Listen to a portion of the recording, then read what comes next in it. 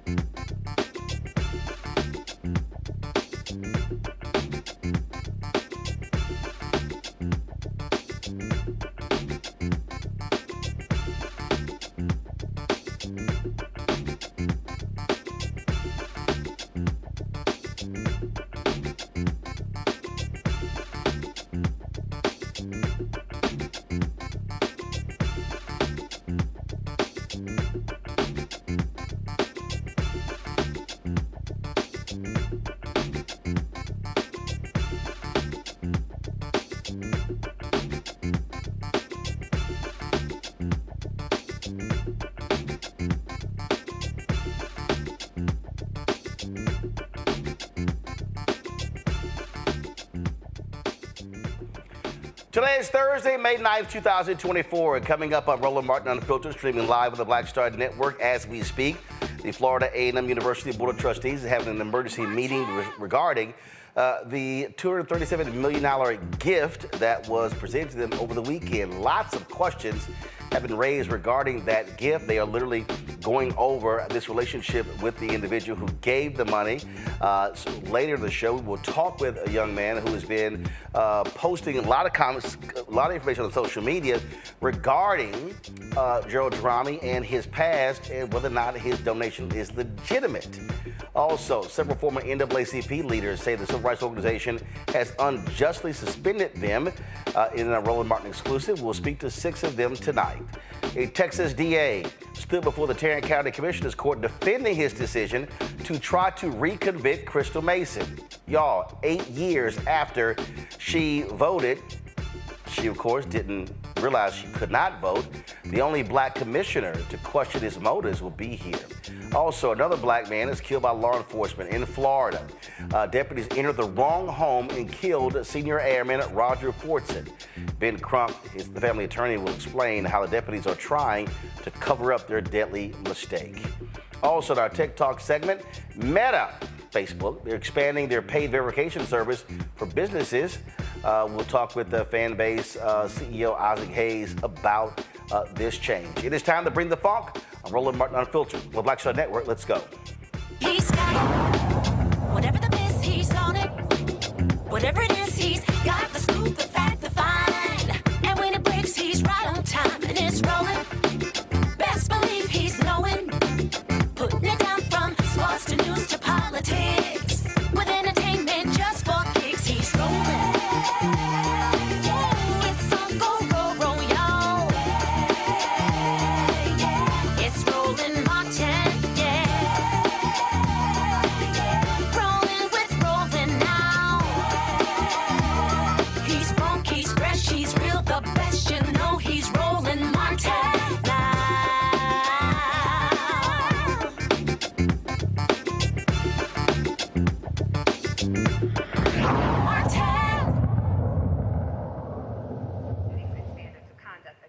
All right, folks, as we speak, the Florida A&M University Board of Regents, they are meeting regarding this $237 million donation that they received from a donor over the weekend. Guys, go to my iPad, please. This meeting is taking place as we speak. Lots of questions are being raised from alumni and others regarding the donation because, again, this is a large donation to any HBCU. A lot of people, though, are asking again, where did the donation come from? Is it a legitimate donation? So a lot of questions are being asked as we speak in this board meeting. We, of course, we are following it as they actually take place because we want some answers as well. Later in the show, we're going to be talking to a gentleman. He has been posting a lot of information on social media with regards to the donor, So as we speak, go right to my iPad. As we speak, the board members again are getting they're getting answers from the university with regards to how the relationship started. In terms of what's the valuation of these stocks. He is a private company, but I have some, I've been listening for the past hour, and I certainly have some additional questions that are not being answered on this call, and so we shall talk about that later in the show. All right, folks, let's now talk about what's happening in the NAACP. Of course, the NAACP's motto is leading the fight to end racial inequality, but a group of former leaders say they have been unfairly suspended, harassed, and defamed by the civil rights organization. The group, which includes more than 20 folks from across the nation, they've got stories of unfair treatment and unexplained suspension of their leadership posts and membership. 6 of them join us tonight in studio. Rochelle Bilal, the former youth advisor and chair of the AXO competition from the Philadelphia branch. She says she was suspended from sending out an out-of-date sponsorship form letter to raise money for youth. Leroy Candler, the past president of the Fresno NAACP chapter, says he was suspended for transferring funds from the NAACP to his personal account. He says that never happened, and he has a letter from the bank manager proving his innocence. Joining us, of course, on the line is Lou Walker, the president of the Antelope Valley NAACP branch, saying she was suspended after filing an internal harassment complaint. Anthony Douglas, a past board director of the NAACP in Oklahoma, says he was suspended a day before the national convention after challenging President and CEO Derek Johnson. And we'll be joined later by Nashville's past president, Vanita Lewis, who says she was suspended after challenging the direction of Tennessee State Conference President Gloria Sweet Love. Also, Betty Williams, the past president of the Sacramento NAACP branch, says she was suspended 3 days before an election after filing harassment charges. All right, glad to have all of y'all here. So first and foremost, NAACP obviously based there in Baltimore, national office. And so the CEO, you got the CEO, you got the board, they have jurisdiction obviously over the branches. And so when it comes to both of you, what was the process that took place that led to your suspension? First of all, Roland, thank you for having us, because we do appreciate this. The process was none. There, in the Constitution and bylaws in the NAACP, basically states that if there's an issue with any member, that you have to file, and they have a specific way that you have to file what is considered an Article 10 in the Constitution and bylaws. That has to be filed with 20 members in good standing about what it is that you do. Most of these, the Article 10 was not filed. If you are a friend of Derek Johnson, which was told to me, that you can go to him or go to Gloria Sweetlove or deal with Erica Kane, you can go to them and tell them about something that they can make up that you did or didn't do, and they will give it to Derek Johnson. We recommend you suspend this person. He just signs it. He just signs it. No question, no nothing. In my case, if there was an error, I have aides that work for me. If there was an error, why don't you just call me and say, hey, you know you can't use a suspended member on your memo, and that would have been corrected, because there's a template. So you're saying that on what you sent out was a member that had been suspended, their name was on this form, and that's why you got suspended? Yes. That's why I got suspended. As opposed to just correct the form? Call me so I can correct the form. First of all, my aide don't know nothing about NAACP suspension. So she wasn't aware the person was suspended. So why not call me? 20 plus years in the NAACP, secretary to fill off your branch for more than 20 years. And let me make a correction. I was never over Axles. I was over the Youth Council for 15 plus years. I've always raised funds to make sure the Youth Council go to the conventions, do what they need to do in the city. Yes. Leroy, you said according to, that you were suspended for transferring funds from the NAACP account to your personal account. That was the allegation. Who made the allegation? Rick Callender made the allegation. Who was that? Rick Callender is the president of the California Conference. All right, so made the allegation, but you say you have a letter from your bank saying a letter from the bank the money was not transferred. He even had legal regrets chair to come to get on a conference call with the bank manager, and the bank manager told him that he had the proof. She sent me a copy of the proof. I forwarded it to him. He showed the proof to Rick, and he still went and had me suspended. He later on had their attorney, Asante, asked me for the letter. I sent it to him and sent him to the proof. And I also sent the proof to Miss Alice Hoffman to verify that this never happened. Nothing happened. I sent letters to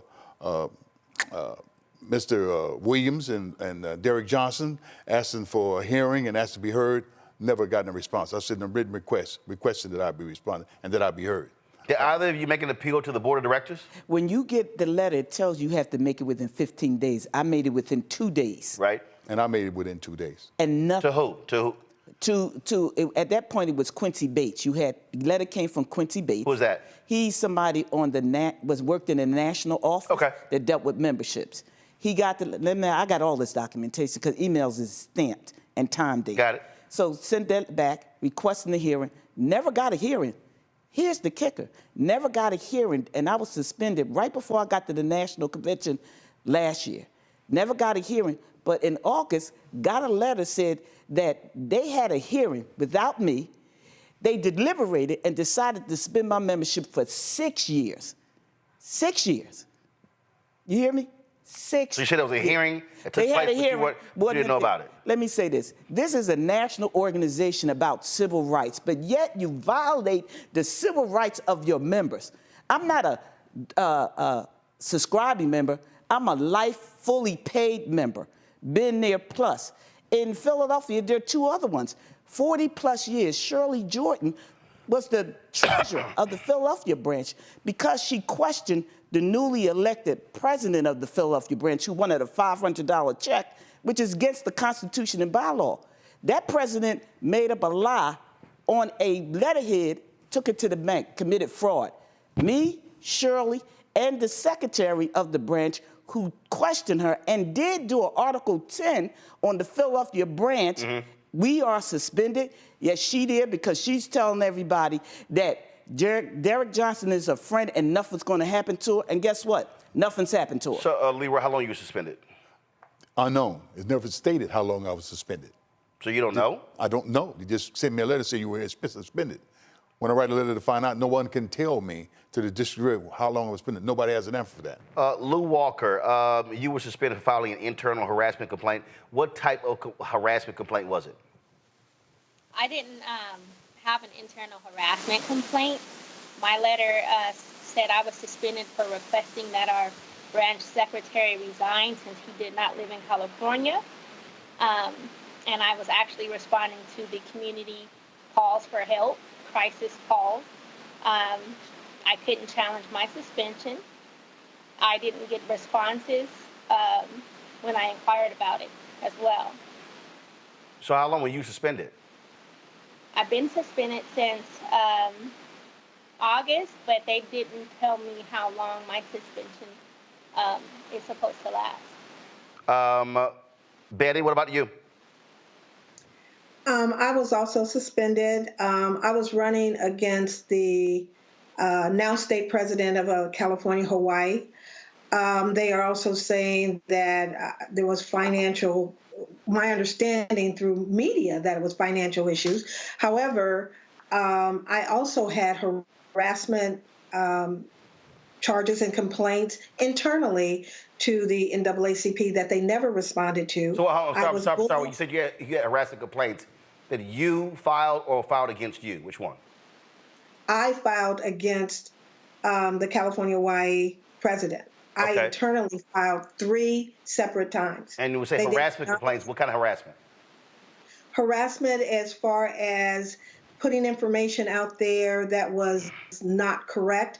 The example, I was also the election supervisor during the election period, and it stated he put out an email saying that I was not fit to be the chair for the election chair because I was running against him, and the ballots had not been opened. They were sealed. They were supposed to be private and not open until a certain date. And so I questioned, how did he know that information? National did not respond. He kept bullying me, so much so I had to bring individuals to the meetings, and I had to make a statement and ask them to put it in the minutes that I'm being bullied. He's accusing me of things that I did not do according to the bylaws, and I wanted discrimination charges at least documented in the minutes. When those minutes came from the secretary from the election committee, it never happened. I continued to move forward. Then I started getting cyberbullying, and it came from a dark web. I had to hire an attorney who took the cyberbullying and sent it to the Department of Justice as well as the AG, the Attorney General, because in California, that is a criminal act. And so once I continued to do that, 3 days before the election, I was poised to win. I would have won. But 3 days before the election, there was an emergency agenda item saying that I should be suspended, not just me. He wanted the entire Sacramento NAACP branch to be suspended. However, it was myself, 6 others from the Sacramento branch, 2 of which had wrote support letters in my defense to the national board and Derek Johnson.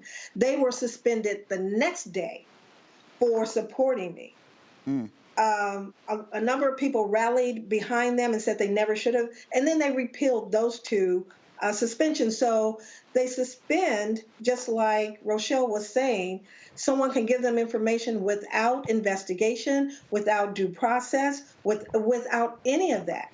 If they had known in the beginning, especially those two that they had to repeal the suspension, they would have known all they were doing was writing letters on my behalf, and it was personal. Right. For them to be suspended that next day. Anthony Douglas, you allege that you were suspended a day before the National Convention because you criticized the President and CEO, Derek Johnson. Good evening there, Roland, and thanks for having me. And that is correct. I've been the president of the Oklahoma State Conference as a former member of the National Board of Directors. I received an email saying that I was suspended. I've written them over 8 times certified letter requesting that they tell me why I'm suspended, and still to this day, I cannot get a reason for why I'm suspended. And I was also suspended for 6 years. So,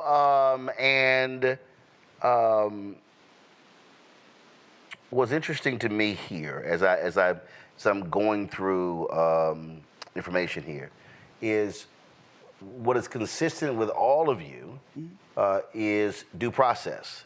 Now, based upon the rules of the organization and bylaws, does it spell out clearly what the process is when it comes to suspension, when it comes to appeal? Who do you appeal to? And then do you appeal to the national office? Let's say they rule against you. Can you then appeal to the board of directors? What's that process? First of all, the Constitution and bylaws give you specifics. Now, the president can suspend you if he think it is detrimental to the organization. But if your friends bring you stuff and you suspend people, why would you even get involved? No, but here's my whole point. Okay, Yeah, no. I hear what you're saying. So I Yes. get. So you have the authority to suspend. But I'm talking about, what is the process after that? If they suspend you, in the letter it tells you you have 15 days to appeal. Okay. You appeal to that. And who are you appealing to? National office. That's correct. What, director of membership? Quincy Bates at the time worked for the national office. Carmen Watkins. Who is? Okay, so what's that person's title? That you would appeal to Carmen Watkins, who's the operations person, vice president of operations is where the letter comes from.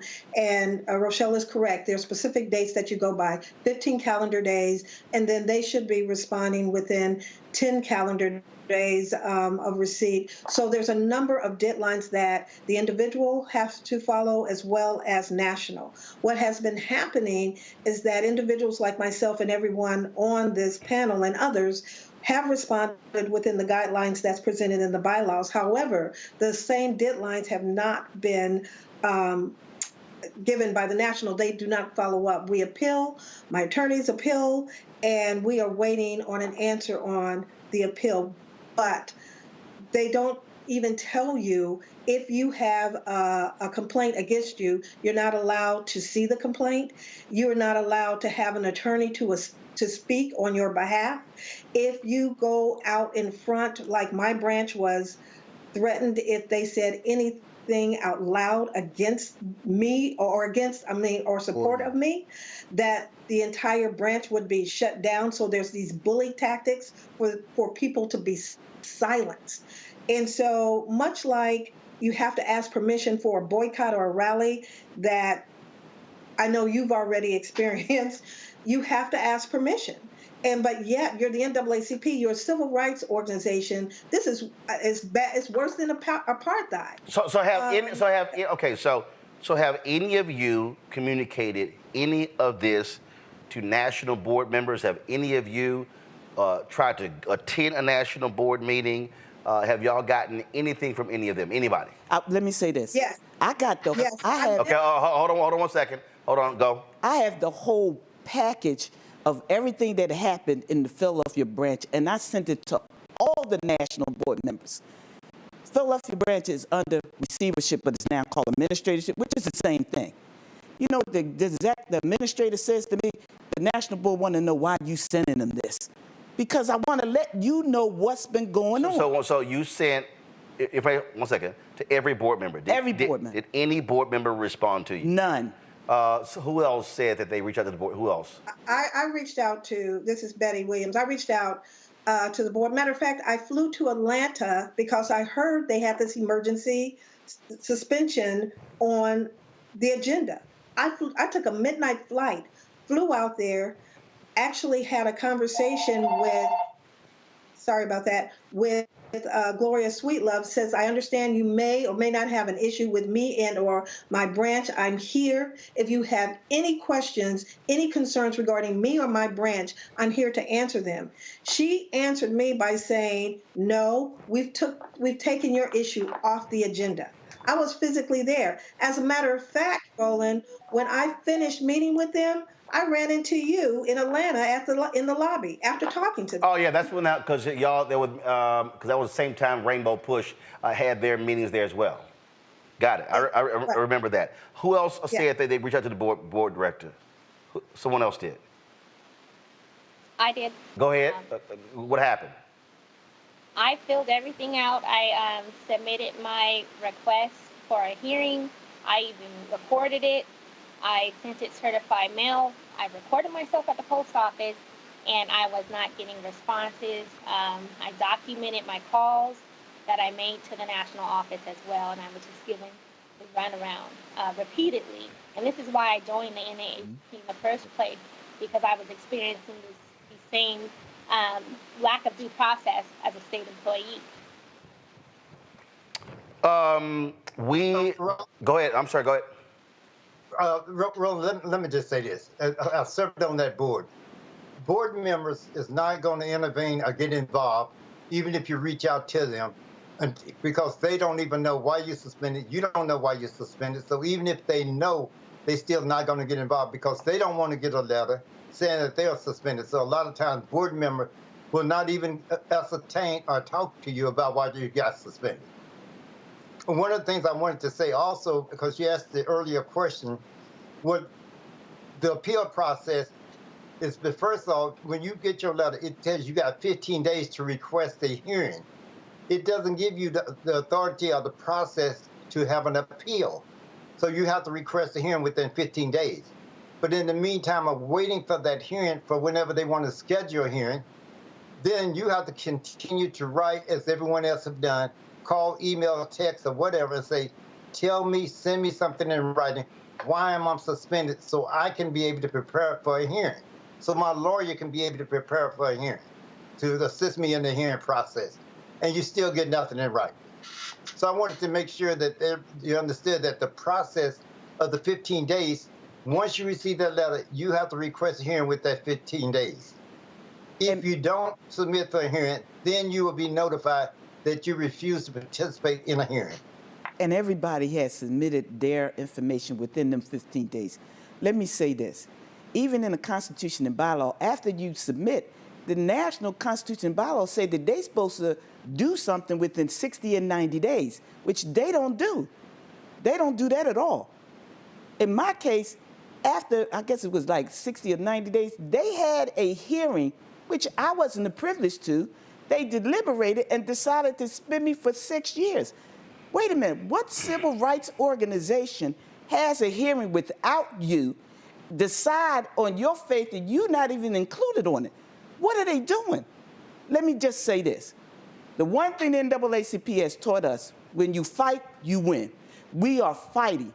Though it's a lot of us, but we know that there's more people out there that have been going through this with the national office, and we want them to contact us. Can I get that information out? Yeah, go ahead. We want you that's been going through this, because we know you think you're going through it alone. You're not.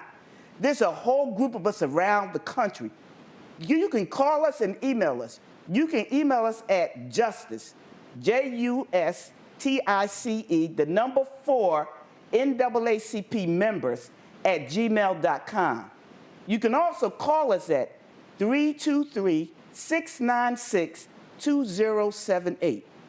They taught us this. When you fight, you win. We are fighting, we are fired up, and we are not taking anymore. I'm trying to figure out the national, or Derek Johnson gets a $460,000 plus salary. More than the president. Salary, more than the president of the United States. He has a board members that approve that. I'm trying to figure out, are they a cult or they're just scared? How do you increase somebody's salary to 460 plus when all of us are volunteers that don't get paid at all, don't get a dime?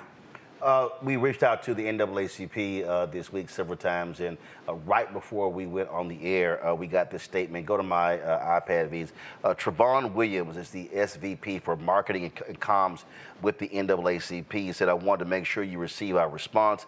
I believe our Office of General Counsel emailed, but in the interest of time, the NAACP firmly denies any allegations of defamation, harassment, or improper suspension against the individuals mentioned. Furthermore, each individual has received or is receiving due process in accordance with the NAACP bylaws. The NAACP does not comment on specific internal disciplinary actions for its members. Currently, the Black community is facing tremendous challenges, including attacks on voting rights, diversity, equity, and inclusion initiatives, crucial upcoming elections, women's rights, and most recently, threats to free speech. To effectively tackle these concerns, we must maintain the strength of both our national and local branches. Our focus remains on empowering our branches to effectively address and assist the needs of our community and to encouraging all eligible Black voters to cast ballots in the 2024 election, the most important election of our lifetime. That's the statement from the NAACP National Office. Final comment. I'm sorry, someone will say it. Let me say that. I just reviewed that statement as you have read it also. I've been a member of this NAACP since '74. I'm a retired Vietnam, Desert Storm, Desert Shield, Gulf War veteran, 100% disabled. I volunteer my time. I've served as the president and the interim president for the state of Oklahoma NAACP for going on 19 to 20 years. To see that statement, to shuck around with that statement, to say you're not going to comment, you're not going to address these issues. The Constitution bylaws give you that authority. When you raise the question about the 2019 organization in Delaware, then they threaten to say, if you bring that up, you talk about the Delaware Corporation, we're going to suspend you. You question my authority, you're going to suspend me. As the state conference president of Oklahoma, I have never had a sit-down one-on-one talk with Derek Johnson as president. You do not treat volunteers the way we have been treated. We're volunteers. We care. We're the one on the ground fighting and walking and putting our families' lives in danger behind representing the members in the community. Mm-hmm. Not just Derek Johnson. We're out here in the field. You don't tell me that during the George Floyd situation that the work that we did in the field did not help raise the money. Derek Johnson personally say it's because of him that the NAACP got the money, not what we do as leaders out in this field. So don't tell me that I don't count. This is a volunteer organization. We should have due process. You cannot belong to a volunteer organization and be told you have no rights, you have no due process. We can degrade you, talk down to you, and treat you like we want to treat you just because you're a volunteer. Volunteers have rights no matter what organization we're in. Even in the Klans, volunteers have rights. So we should have the same right in the NAACP. Lori Walker. I just wanted to share, this is exactly why we joined, because our branch was not responsive. LA County has some of the highest racial disparities in the country, and we have very little representation from the NAACP. I was sending Senate reports, I was sending data, and I was not getting any responses. And they actually exploited. They started hurting some of the cases. One of the stories was on your show, Yayo Resso. She was one of the stories that NAACP representatives didn't even contact the family for, and they went on the news in a press conference without the family's permission. So I want to stress that it's one thing to not be active and effective in the Black community. It's another to hurt and harm the Black community under the guise of being a civil rights organization. Betty? Betty? In their response, there's a couple of things that they said as far as what they do. And so one of the things I would like to see them do, at least in California, there's at least 5 harassment charges from 5 different women that hasn't been addressed. I'm one of the 5 and have documentation to prove it. So one of the things I'm sorry, you say 5 different harassment allegations, 5 different women. 5 different women. Against whom? In California. In California. Against other members? Against who? Against some individuals on the executive committee, the California-Hawaii president. And so for them to say that they are busy fighting charges when there's harassment against women, one, try to look in your own backyard and deal with the women that are filing those charges internally. At the very least, acknowledge that it happened. Secondly, they're talking about they're fighting for elections, but yet internally there's so many things that's going on with their own elections.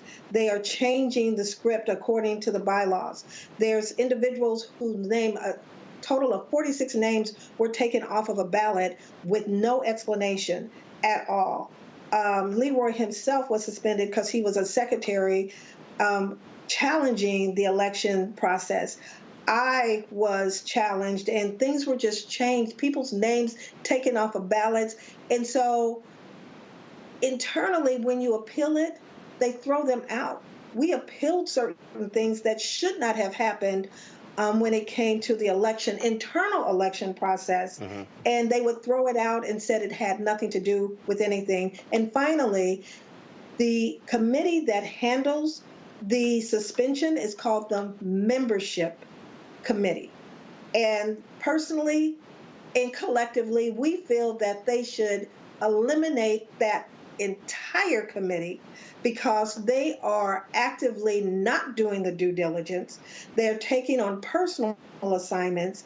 And if you don't do right by those individuals, they will go forward with suspensions without due process. We're saying it should be a third-party entity that has a legal arm that looks into the investigation of any and all suspensions.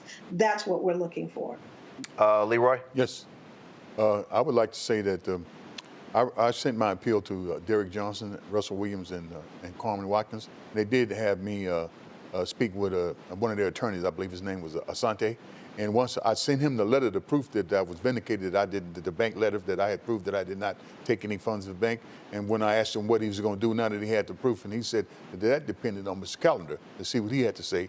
And he was supposed to be a representative of the national, and he telling me to go back to the same president that had suspended me wrongfully because of it was retaliation for what I had done as exposing the names of these people that had been taken off of this list, which is a much broader conversation than what we're having right now. Rochelle? I'm going to say this and close out with this here. We know that there's a people around the country that are experiencing this because a lot of these chapters are in chaos. Philadelphia, you know, election's supposed to be every 2 years. Philadelphia is going on the 4th year of not having an election because the friend of Derek Johnson is the president. The friend that we filed charges against for fraud is still the president. I'm saying that all of those around the country, you are not by yourself. We are keeping our options open. What we are not trying to do is tear down the NAACP because it has done good works across the country. But this administration, Derek Johnson's, Sweet Love, Erica Kane, a so-called lawyer, Hoffman, all of them are on the click. Anytime you want to hang on to that $460,000 plus salary, when all of us out here put our money out of our pocket to continue to do the work of the NAACP, you are not alone. Call us. 323-696-2078. Email us your information, justice for NAACP members @gmail.com. When you fight, you win. We are not going to stand here and allow that clique to continue to oppress members that are out here doing the work. All right. Well, look, we certainly appreciate y'all being on the show. Certainly keep us abreast of what happens next. We keeping our options open. Trust me. All right. Thanks so much to all of you. I appreciate it. All right. Thank you. Folks, got to go to break. We come back. we're going to discuss what's happening in Tarrant County, where the white DA there continues to defend the prosecution of Crystal Mason. This is going on 8 years. Now, after the appellate court throughout the conviction, he argued at the county commissioners meeting that he will continue to appeal the decision and try to prosecute her. We'll talk to one of the Tarrant County commissioners who challenged him in that meeting. You're watching Roland Martin Unfiltered right here on the Black Star Network.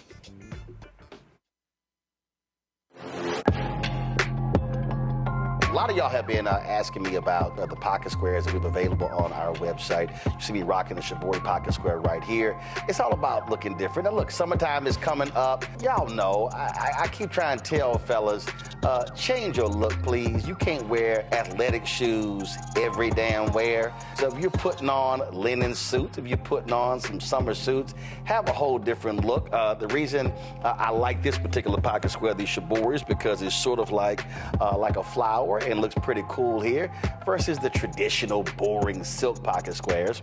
But also I like being a little different as well. So this is why we have these custom-made feather pocket squares on the website as well.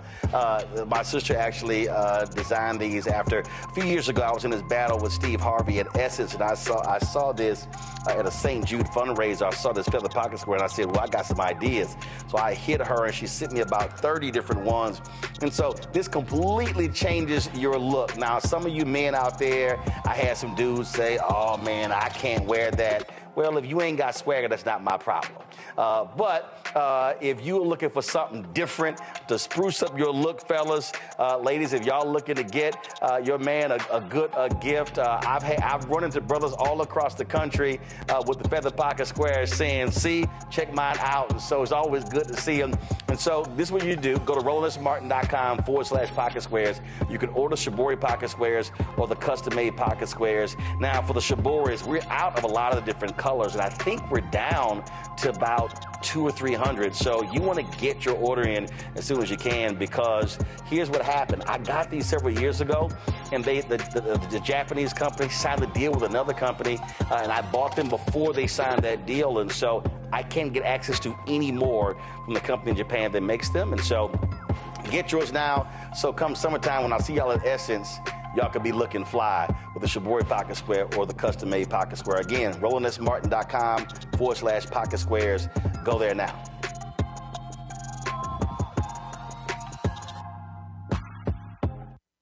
Hello, we're the Critter Fixers. I'm Dr. Bernard Hodges. And I'm Dr. Terrence Ferguson. And you're tuned in to Roland Martin Unfiltered.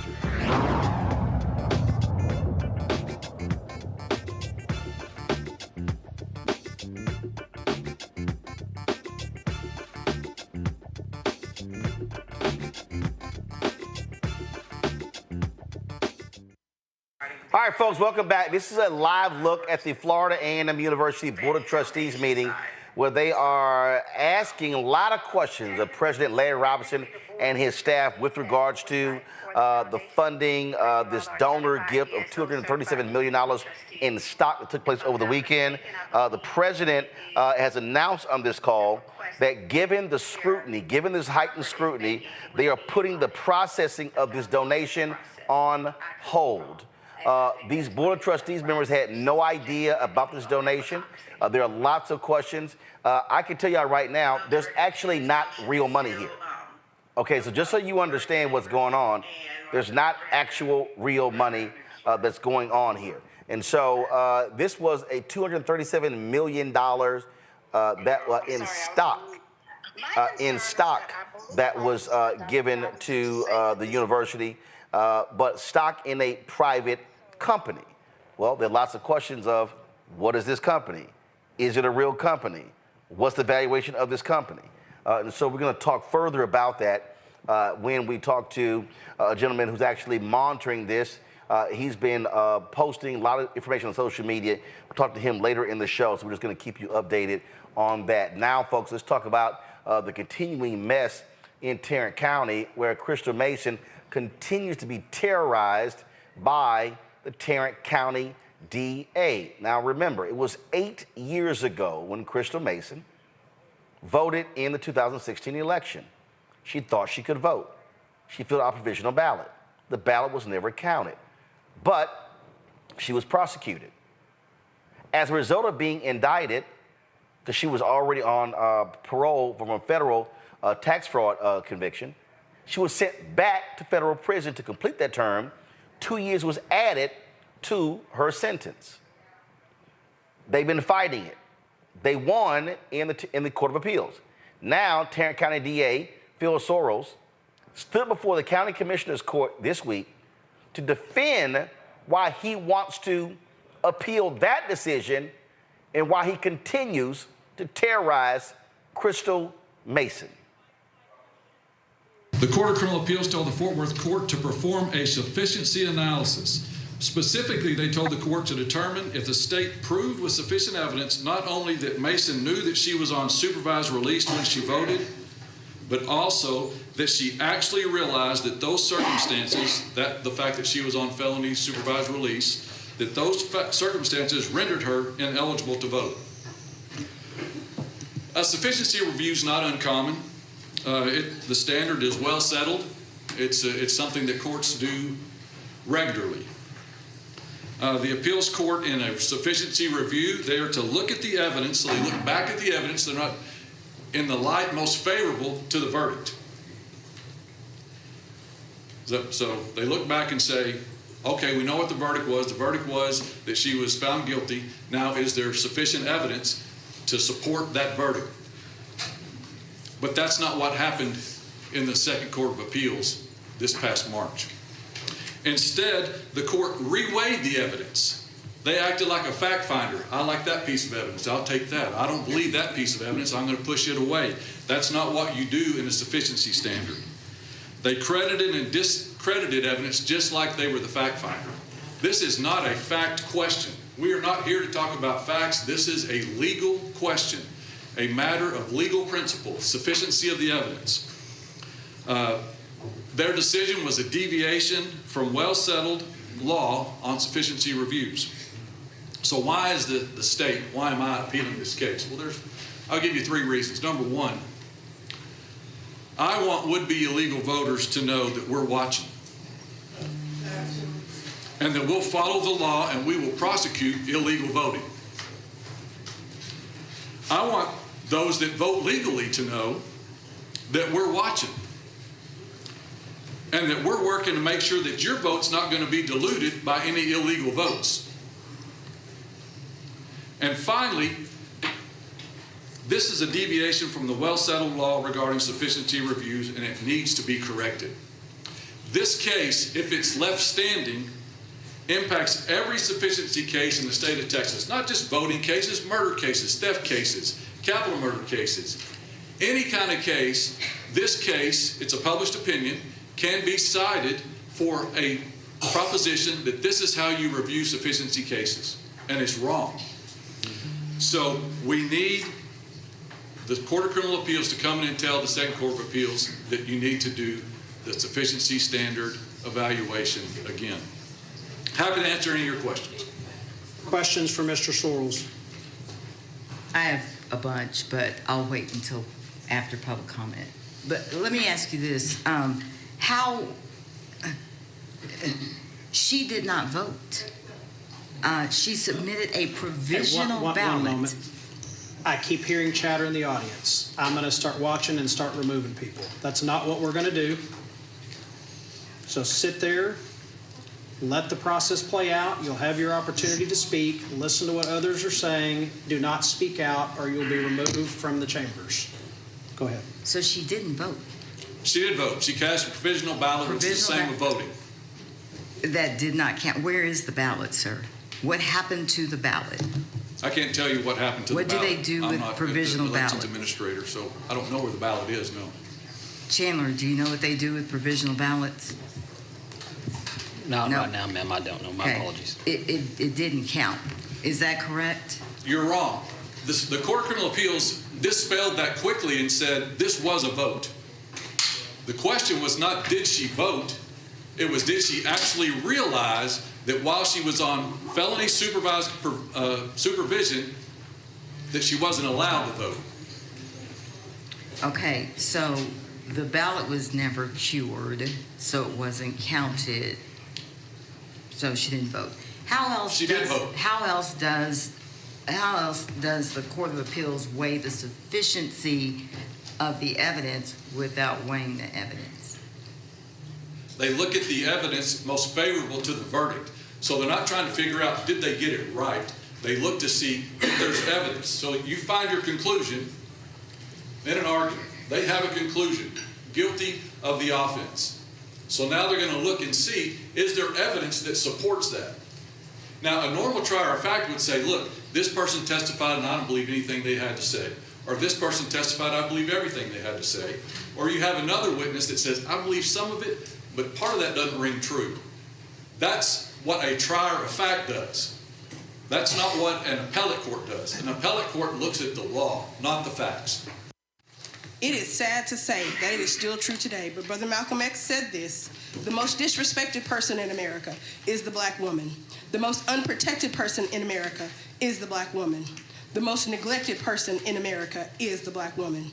You see, historically, we have been your mammies, your maids, and your mistresses. But today, we are your doctors, your lawyers, your judges, your teachers, your professors, your county commissioners, your vice president, and your Supreme Court justice. Indeed, we are the backbone of this democracy we call the United States. So instead of wasting our taxpayer dollars, as DA Sorrells just went after, going after a black woman who's been acquitted of an 8-year ordeal, why don't you go after the candidate who was declared ineligible to run for Mansfield ISD trustee place 2, who did vote in the March Republican primary, despite being ineligible at the time? I believe Crystal Mason did not know she was not eligible to vote when she cast a provisional ballot. She only voted a provisional ballot, and it was never cured, and her vote was never counted. She served time in jail, and her case went through the courts and appeal process. I believe the only reason DA Sorrells wants to reverse her appeal is because he wants to engage in voter suppression. He just wants to instill fear in voters. I'm adding my voice of disbelief to the action of the district attorney in seeking to restore Crystal Mason's conviction.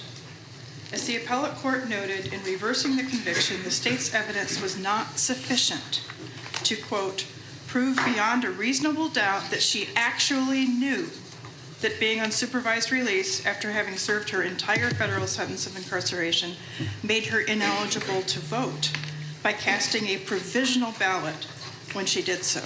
Yes, voting is a cornerstone of our democracy, and that is exactly why the prosecution against her never should have happened.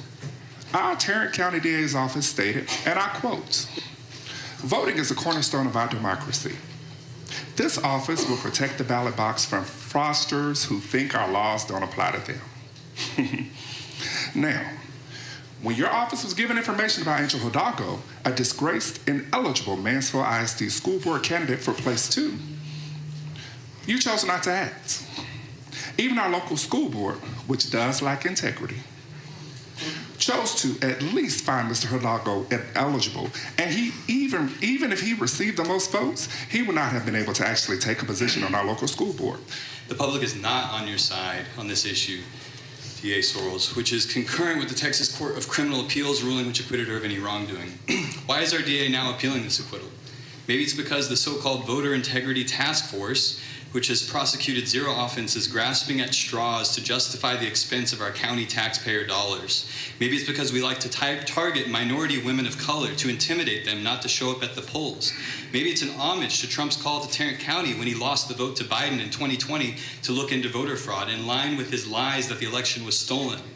I am tired of our county officials wasting tax money while targeting people of color as their expression of allegiance to Trump. I am tired of black Tarrant County citizens being disenfranchised, dehumanized, and incarcerated based on illegitimate and incompetent charges. The money wasted on useless voter suppression tactics would be better spent on a public defender's office specializing in mental health.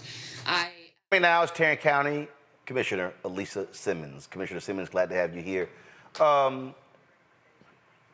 It is abundantly clear that this is a massive waste of taxpayer dollars. Have you, Commissioner Brooks, or any other commissioner, asked this DA to tabulate how many hours have been committed by the Tarrant County DA's office to this single case? Not yet. What I did Tuesday was ask how much of our taxpayer dollars will be committed to this frivolous, wasteful pursuit to overturn the appeal. If you have time to listen to that entire exchange, he said something about committing one attorney to this case. He wouldn't give a number, and made some asinine comment again about saying, well, he's going to commit one attorney to this appeal. Just ridiculous. But was it nonsensical? This was 2016. We've had the 2018 midterms, the 2020 presidential election, the 2022 midterm election. Now we're moving towards the 2024 presidential election, and they are still doing. It's like, dude, it's one person. One person. Look, this DA. And as you said, the ballot never counted. It was a provisional ballot. It was never processed. It never went through. This guy is trying to make a name for himself, and he sees this as an easy way to do it. I guess they ought to be embarrassed. Look, this guy, Judge Sorrells, the sheriff, the MAGA sheriff, Bill Wayborn, and our county judge, who you just watched be rude to the audience because they moaned or sighed or something like that. These three guys came up with this election integrity unit. So we now have this election integrity unit that we have to pay staff to staff it, and they're supposed to go out and identify cases of alleged voter fraud. This county has had probably 3 to 5 voter fraud cases in the past decade.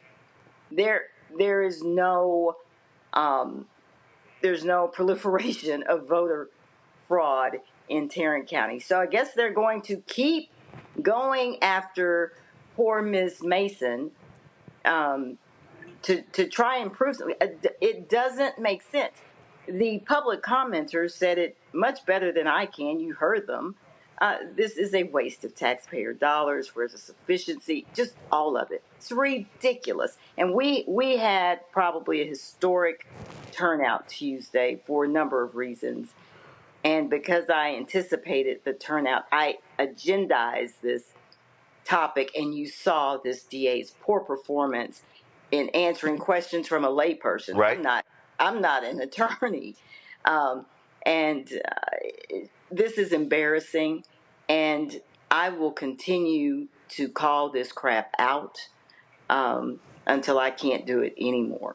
Are you planning on keeping this on the agenda every month to force this DA to come before the court and explain himself? Because his money comes from the taxpayers. Yeah, I like that idea. I've done it before on a different issue. I just agendized it week after week after week after week. So y'all meet weekly or monthly? No, we meet the first and third Tuesday of each month. Listen, I would haul his ass down, have him have to stand there every week and defend this, and hopefully people keep coming out and protesting, because it is shameful. And what are your other colleagues saying? I mean, are any of them ticked off by this constant? Pull the commissioners up. Go ahead and show the graphic. Are any of them standing with you saying, DA, this is idiotic. What are you doing? No. Now, in his defense, Commissioner Brooks was out yesterday. I think he was at a conference or something. But the other three sat there dead silent. The one in the center is the ringleader of all of this. We have a MAGA court. You see the Precinct 1, Precinct 2 were the Democrats, and then the other 3 are MAGA. And so we frequently get outvoted on everything. Whatever we put on the agenda for our constituents, our communities, our nonprofits, get voted down by these 3. So, people have to vote. Right. But we will keep, the 2 of us won't be able to do anything about Ms. Mason except for call it out, get the public commenters down there to speak to it. We had a record amount of public commenters yesterday and Tuesday, and many of them spoke to this issue. This is ridiculous. When I tell you how overcrowded our jail is, right, something done needs to be focusing on reducing the backlog of viable cases that he has. But no, he wants to play games with this woman's life and with our taxpayer dollars. Y'all, it is crazy here. Tarrant County is the last large urban red county in this country. And they are not wanting to let loose because they would like to play games like this with this woman's life. This is crazy. I'm going to put in my panel right now. Reese Colbert hosts Sirius XM radio show out of D.C. Dr. Greg Carr, Department of Afro-American Studies at Howard University out of D.C. And Lauren Victoria Burt, writing for Black Press USA out of Arlington, Virginia. Lauren, you first. I'm wondering why have you heard from anyone from like a national organization that does voting? I mean, obviously Black voters are always told, of course, to vote harder and all that. I'm wondering if you've heard from the national NAACP or even the White House on this, because it seems to me that this person, Phil Sorrells, who's obviously obsessed with Crystal Mason, he should get his wish with regard to being famous. He should be made famous by every voting rights organization, anybody who cares about voting rights in the United States. And he should be made famous for all the wrong reasons. Have you heard from anybody on sort of a national level? I have no, ma'am, not since he announced this back on April 25th. Now, Crystal has some great local attorneys, and she has ACLU of Texas attorneys as well. And so I consulted them just in the past week about this case and how I should approach my line of questioning. But this guy was so abrasive and, and dismissive. And I've been here since 10 a.m., so I'm not going to stay here any longer. You ask your questions now. I have work to do. So, but no, I've not heard from the national organizations. But I need to, and I need some help. And I appreciate this forum, and I know you've had Attorney Kim Coles on before. I appreciate this forum to hopefully elevate this and get this out there. I need help. There are only 2 of us, and you got to count to 10. Absolutely. Reese. Commissioner, thank you for being here. Can you explain exactly the process? This hearing, I wasn't really clear if this was a hearing to grant his appeal or this is a hearing to just explain his appeal. Can you walk us through where exactly this is in the process of this DA trying to recharge Crystal Mason? Well, she was acquitted or got the ruling. I think it was March 28th. Yeah, it was March 26th. You had the Court of Appeals that threw out her conviction. Okay. And so the Tarrant County DA is seeking to appeal that ruling of the Court of Appeals. Okay, and so what you just witnessed, commissioners meet the first and third Tuesday of the month. And so this was our first meeting since the DA announced he was going to appeal that ruling. Okay, and so I agendized this to get a briefing from him. He needs to come to Commissioner's Court and tell us why he has chosen to appeal this, what it's going to cost, so on and so forth. And so he was there to take our questions. And so when we have an item that is agendized, the public can sign up to speak to it, and so they also asked questions and had comments to make. So that's what you were watching, the first Commissioner's Court since his announcement that he was going to appeal. Greg. Thank you, Roland, and thank you, Commissioner Simmons. In reading one of the reports about what we were just viewing in terms of the meeting, I read that Crystal Brown, a Florence Hill resident, said that she wanted to thank Mr. O'Hare for waking the sleeping Black Panther of Tarrant County. I'm wondering if you see this as perhaps a galvanizing moment, and forgive me if I have this incorrect, but last month, did this punk O'Hare, this Faith, Family, and Freedom punk, the judge, did he tell you you'll sit there and be quiet? I'm just trying to. I mean, these guys are talking with impunity. Could this be a moment to spark Black people to finally get together in what appears to be a county of over 2 million people, majority non-white, at least if it's 44%, I understand white, although there's some white Hispanics as well. You know, could this be a flashpoint moment with these guys just talking so crazy, telling you to be quiet, telling apparently law enforcement to be prepared to remove people from the building if they look like they're going to be disruptive? Who the hell do they think they're talking to, Commissioner? And could this be a moment to kind of get our people fired? Sir, yes. So our last meeting, I questioned a contract that he had on the agenda to hire a Republican political consultant to work in his office. Well, we don't use county tax dollars to pay Republican or Democratic political consultants to work for us, you know. And so I questioned his contract. Commissioner Brooks, the brother you see, questioned the contract, really went hard on him. And the public speakers did. And so I went last and I said, well, I agree with Commissioner Brooks. And he lit into me and tried to question me about his contracts. Well, you have staff that are posting political stuff on I said, we're not talking about my social media. We're talking about your contract. And he tried to ask me questions. I said, oh, okay, I'll answer one of his questions. In the process, he said, you be quiet. You sit there and listen to me until I'm finished. Wow. And so you got to see the video. And we're going to find that video. I cuss really. I cuss. Don't let how I cuss really bad. But I didn't. And I just simply said, who are you? Like, you cannot tell me when and when not to speak. And so that was the thing that caught everybody's attention.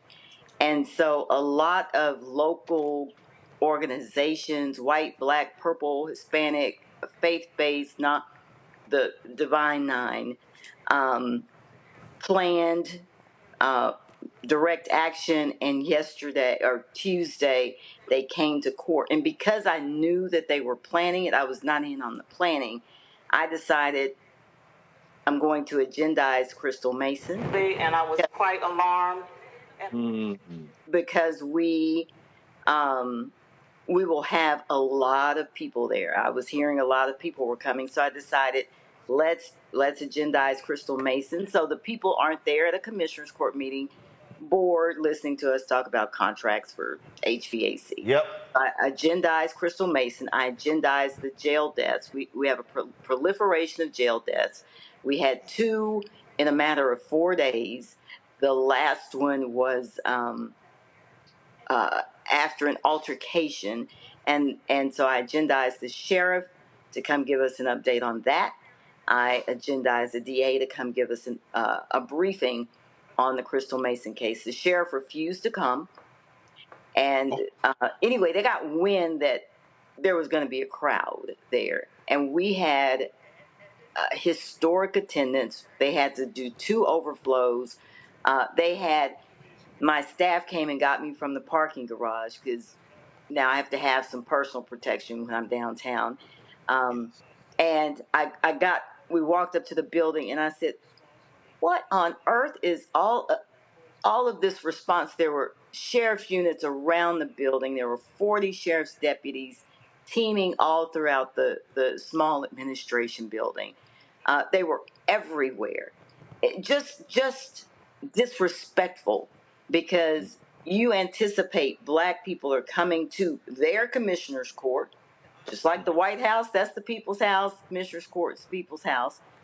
And so it was a galvanizing moment. So there were people there talking about the disrespect to Simmons, Commissioner Simmons, Crystal Mason, and the jail deaths. And so it was overflow. We had pastors and bishops, and it's just so many people. And the good thing about it is they were amazed. There were 2 mega church pastors sitting in my office after a break, and I went to speak to them, and they said, I'm sorry. We had no idea this is what Commissioner's Court deals with. I said, oh, how long have you been sitting here? They'd been there since 10 o'clock and watched that man talk rudely. He didn't want the people to speak. They couldn't sign. They couldn't clap. They couldn't. And understand, in Texas, all 254 counties, they have a 5-member commissioner's court. Right. The county judge has no more authority than the 4 commissioners. He presides the meetings. He can declare an emergency without the commissioner. Right. Like a burn ban. If it's, summertime and the grass is dry, he can do that. Other than that, he has no more authority than I do. He has no more influence. There's no more influence over the budget. But the power this man has is he's got 3 votes. Right. It's the same. Look. In Harris County, Democrats now control the county commissioner's court, which is why they've been trying to take out Lena Hidalgo. And so, because that's the case now, they broke that Republican grip. Republicans used to control the Dallas County Commissioner's Court. Now Democrats control that as well. And that's really what's ticking off all these MAGA Republicans. That Democrats control Dallas County, they control Harris County, they control Bexar County, they control Travis County. And so Tarrant County is really the last large county in Texas that Republicans have control over. Well, you could go ahead. So you could go ahead and tell the sheriff's department that they're gonna need to do that again. I've already sent a text message to a variety of folk. We plan on coming down to Fort Worth to also have a larger rally. And so I've been talking to Reverend Frederick Douglass Haynes, who's there in Dallas. And so we'll be communicating with you, getting information on the next commissioners meeting when we plan this action, because this is not just Crystal Mason. It's what they did to the brother in Harris County who stood in line for 6 hours. They scared that brother to death so bad. He says, I'm not going to vote in the election again. We saw what happened in Florida when Ron DeSantis sicked his dogs on formerly incarcerated folk, arrested them. All the charges were thrown out. They were trying to, again, keep those formerly incarcerated folks from casting ballots. This is what MAGA Republicans are doing across the country. And so the amount of resources to targeting this one woman is offensive. And that's why I say Phil Soros is terrorizing Crystal Mason.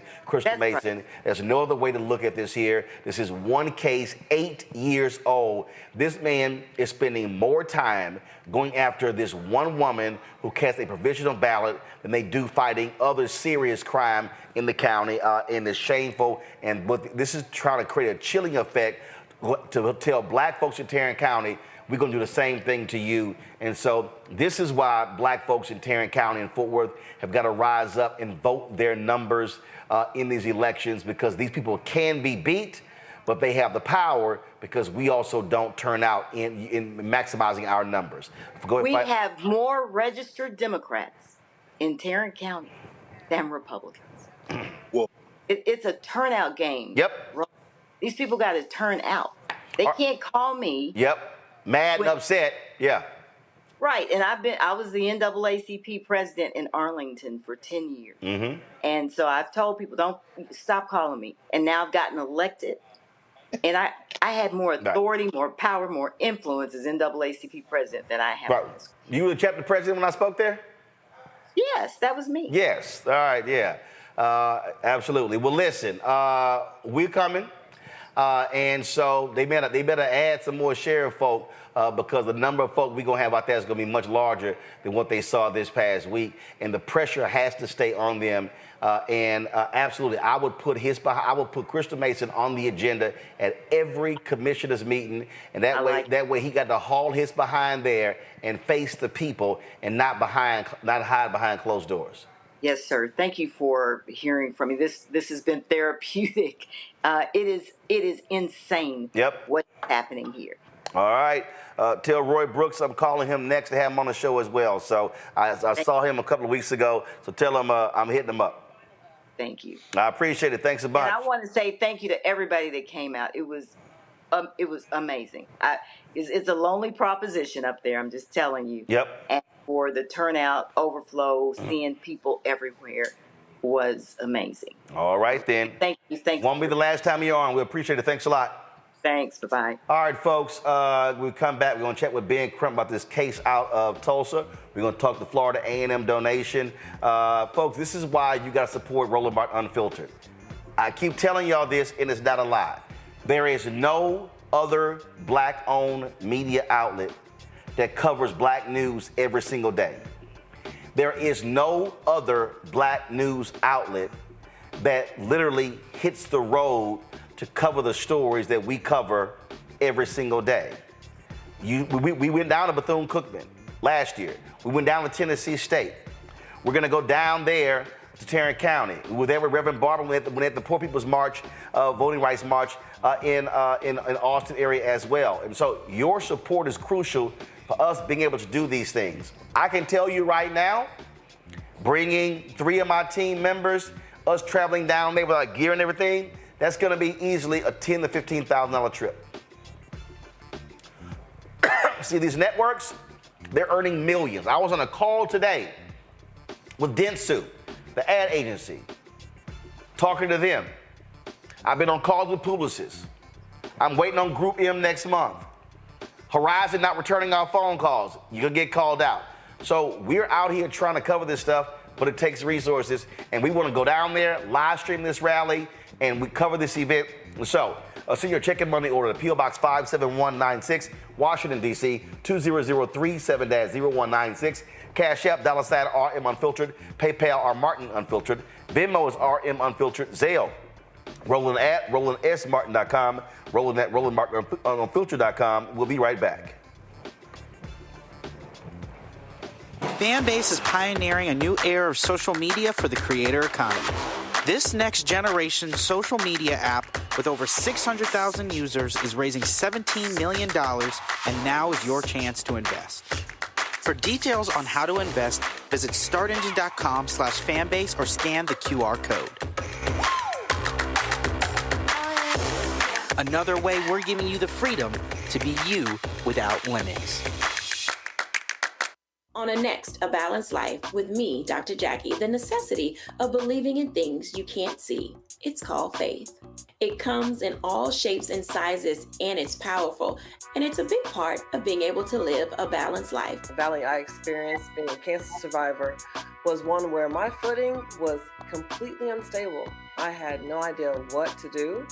And in that instance of not knowing what to do, I had to rely on faith. That's all next on A Balanced Life, only on Black Star Network. First, President Barack Obama's road to the White House. We got about 500 copies of the book available. And so this actually is all of the coverage of the 2008 election. But the other thing is this here. I talked to folks like Malik Yoba, Hill Harper, Erica Alexander, Kevin Lau, Spike Lee, Tatiana Ali. But there's a lot of behind-the-scenes stuff in here as well, where I talked about some of the stuff that went down at CNN.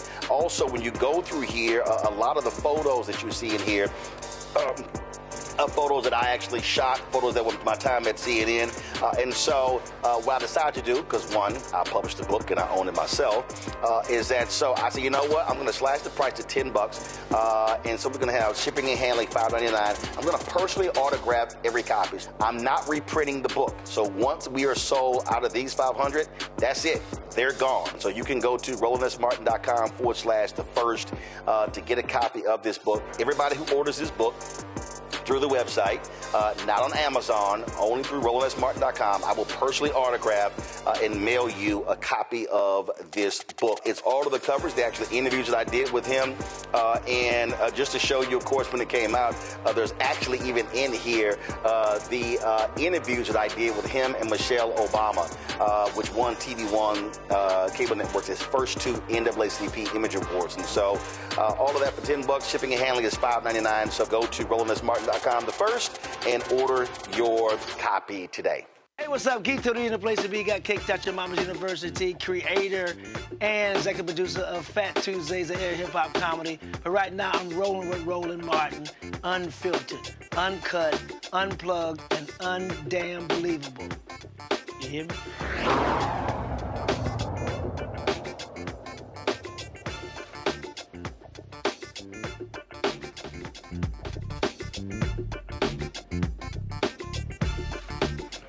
Folks, another shameful story of police action, this time out of Florida. A senior airman, a black Air Force senior airman, has been shot and killed by Florida Sheriff's deputies. 23-year-old Senior Airman Roger Fortson was fatally shot on May 3rd after the Okaloosa County Sheriff's Office burst into his home. Reports said the deputy was responding to a call about a disturbance in progress and reacted in self-defense after seeing Fortson with a gun. But family attorney Ben Crump says the officers were at the wrong address and did not identify himself when knocking on the door. Fortson, reportedly on the phone, retrieved his gun when he did not see anyone outside. But the knocking continued. Crump and Roger's family viewed the body cam footage today. Ben Crump joins us right now. Ben, so what the heck happened here?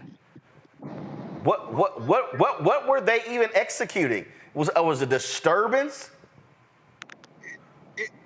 Roland, it's unbelievable. This young man was a model United States member of the armed forces. He has no criminal history in his background. He was on the phone with his girlfriend on FaceTime the whole time leading up to this. The family is adamant. Everything that we know about this case tells us they went to the wrong apartment.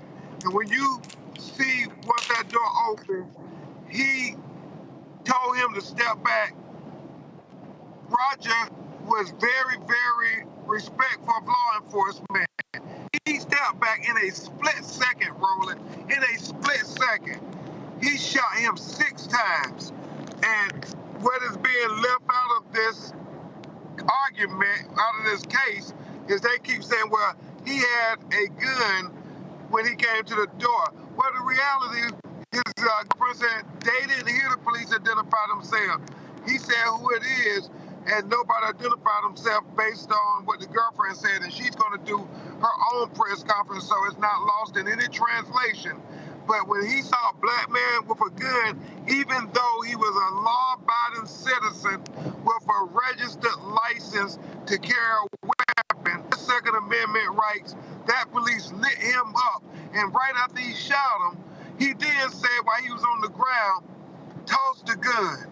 He didn't give any verbal commands to drop the gun and put your hands in the air when he came open that door. And that's what's troubling, Roland. They continue to try to justify the unjustified killings, even our best young people. Did they knock down the door, or did Fortson open the door? The video shows it opens in less than a second. He then began shooting. So wait a minute. Hit him 6 times. So wait a minute. Fortson opens the door. And instead of the officer saying, come out with your hands up, the moment he opens the door, the officer starts firing.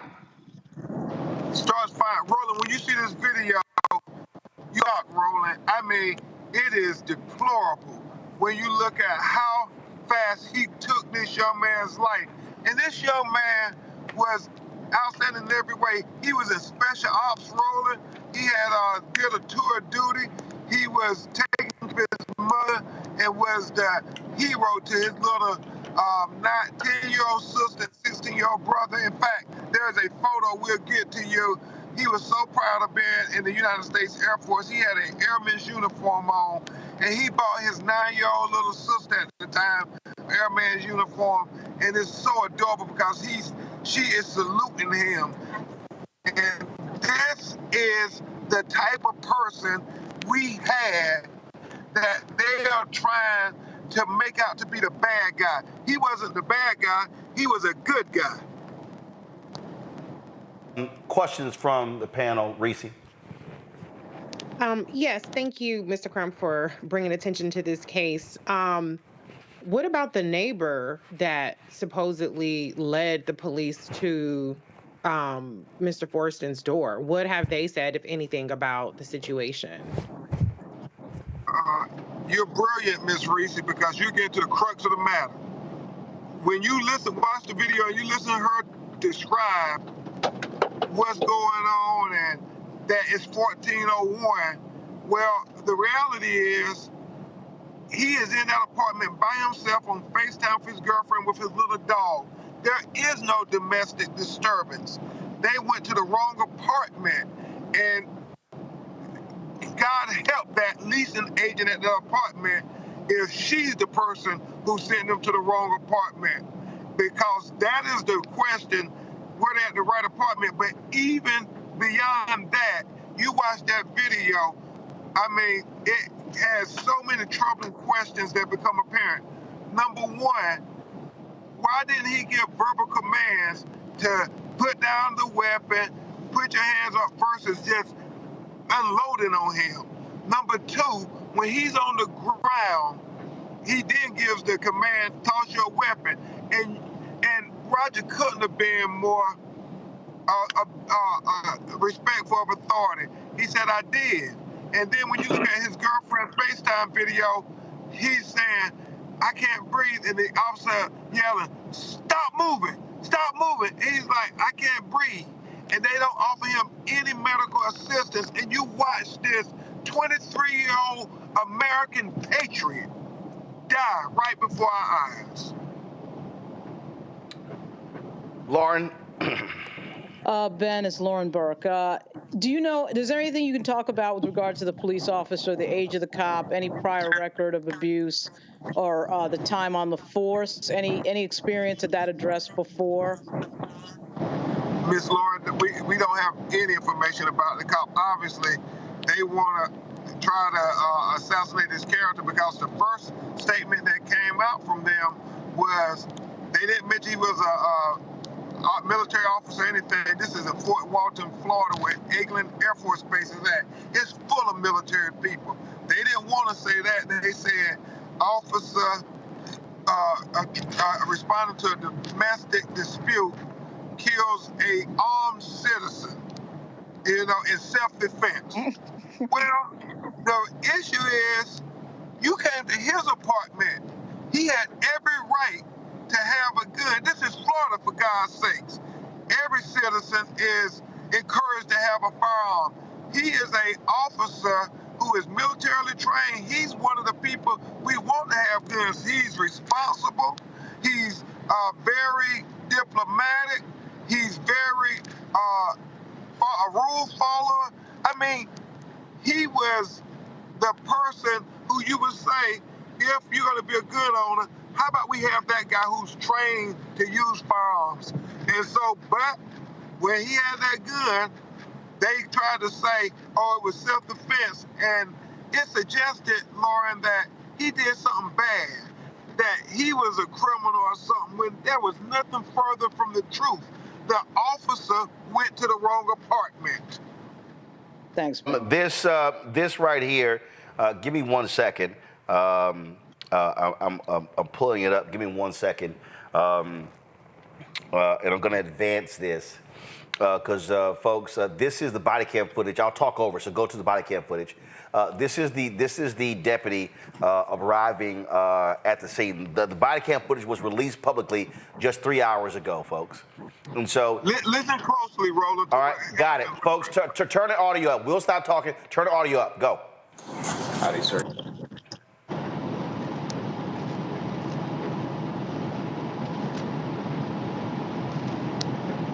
What's going on? I'm not sure. I just was told to let her know if you guys come by. Okay. So I'm going to give her a quick call and let you guys know. I'll let her know. So there was a fight going on or something? I was not present for that. Okay. Yes, sir.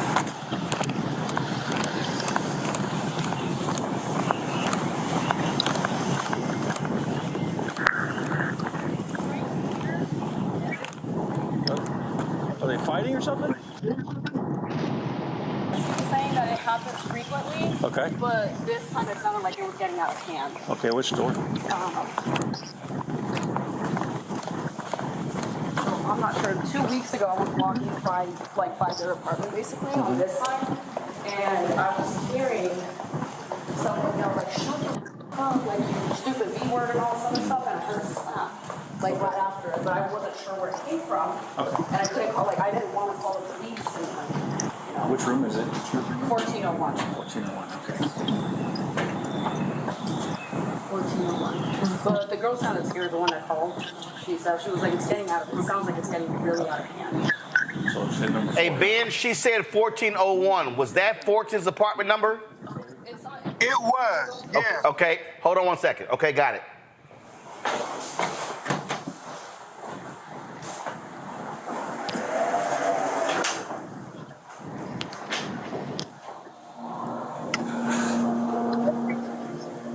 She said she wasn't sure initially where the unit was at, but then she said 1401. 312-111.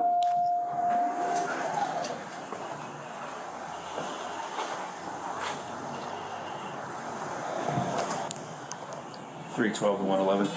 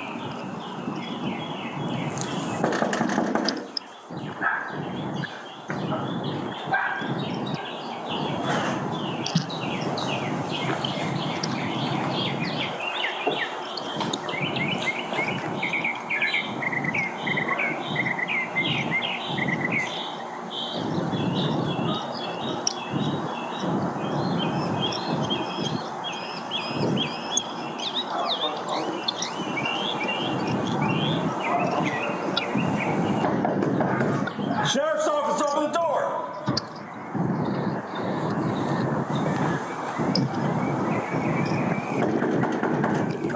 Sheriff's office, open the door! Step out. Drop the gun! Drop the gun! Drop the gun! 312, shots fired. Suspect down. Do not move! 312, get EMS my location. Unbelievable. Oh, all right. Now let me. That's the end of the body cam video there. I mean, absolutely, Ben. No warning. Door barely opens. Barely opens. Didn't tell them to drop their weapon. Yeah. Go ahead. Didn't tell them to drop their weapon. He didn't give the verbal command, drop the weapon, put your hands up, nothing. Said step back, Roger was stepping back, never raised the weapon. Right. It was in his right hand. And he just unloaded on him, Roland Martin. At no point in this did he ever give the order to drop the weapon, nothing. It was like literally that door opened, he saw a black man with a gun and he fired. And as you said, we're in Florida. You can have a gun in your home. Yep. Hey, Roland, it's so deep. When you look at him on the ground and he start giving the commands after he's been shot, I mean, Roger's even complying then. He says, toss the weapon. And he says, I tossed it. I mean, he couldn't have been more compliant, but it didn't matter because for whatever reason, I think we all know the reason, when he saw that gun in his hand, he just said, bad guy. And Roger was... Damn. Yeah, nothing in his record. It's unblemished, Roland. He was a decorated airman. He was in special ops. I mean, he was doing everything right. Greg Carr. Thank you, Roland. Thank you, Brother Crump. I wasn't aware that black people are encouraged in Florida to be armed. In fact, I think we should probably stop talking about a right to be armed. There is no right to be anything in the United States of America when you're black. Not really. At least if the law means more than just some words on a page. But I want to ask you about the question. The question I have to ask is, what is the cost to this struggle against these murderers for us to continue to frame the victims as good as opposed to bad people when no one should be executed by the hunter? From what I've read, the hunter has been put on administrative leave, probably paid.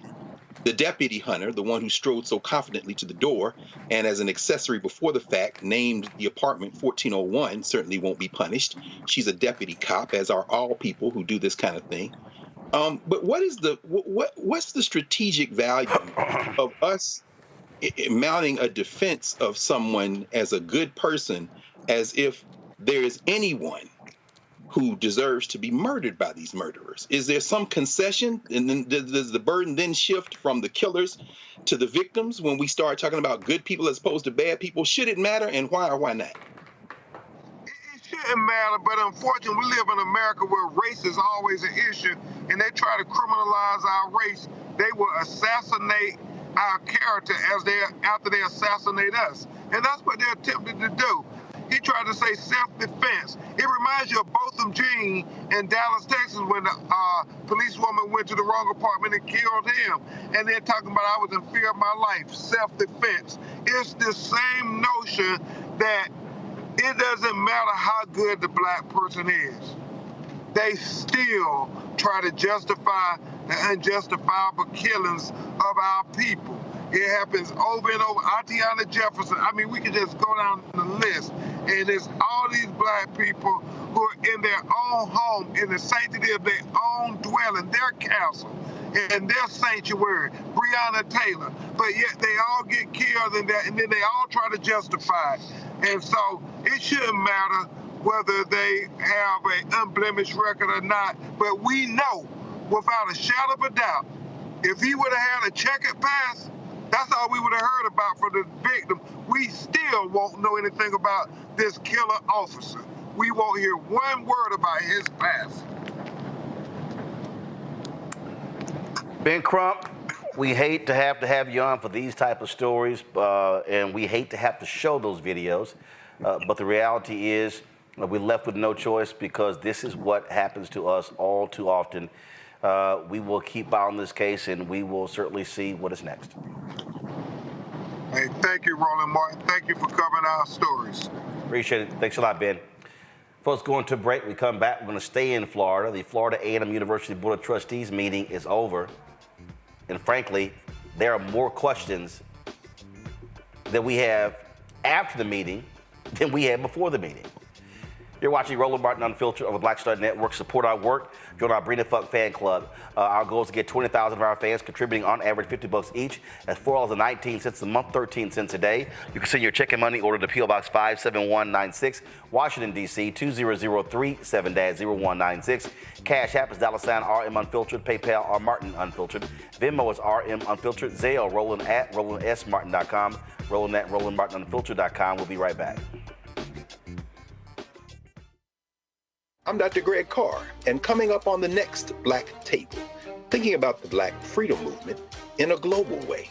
Dr. John Monroe joins us to discuss his book, The Anti-Colonial Front, which maps the social justice movement in the United States and its impact internationally, from Asia to Africa, and how movements like anti-communism were used to slow down racial equality, like critical race theory today.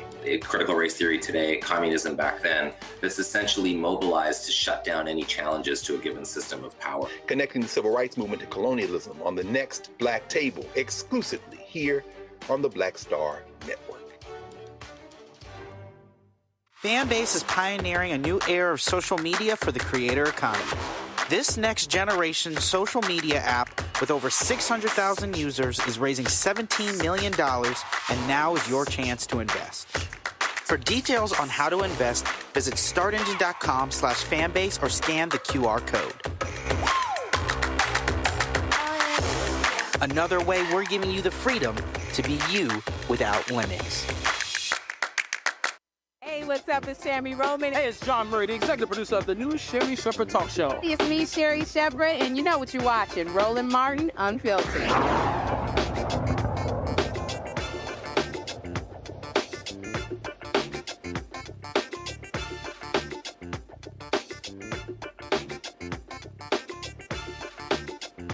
Well, a few moments ago, the Florida A&M Board of Trustees meeting ended where they were discussing this multi-million-dollar donation from a Gregory Jerami and the Isaac Batterson the Seventh Family Trust.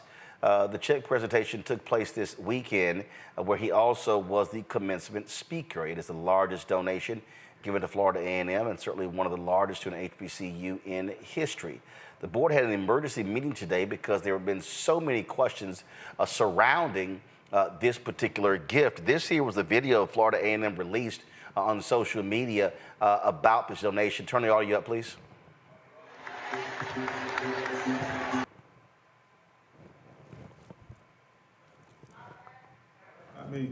And sign this agreement on behalf of Florida A&M University, the Jerami Family Foundation. The $237 million gift is more than the size of the FAMU endowment value and represents one of the largest single personal donations to a historically Black college and university. To be able to give back to HBCU at this level is important to me.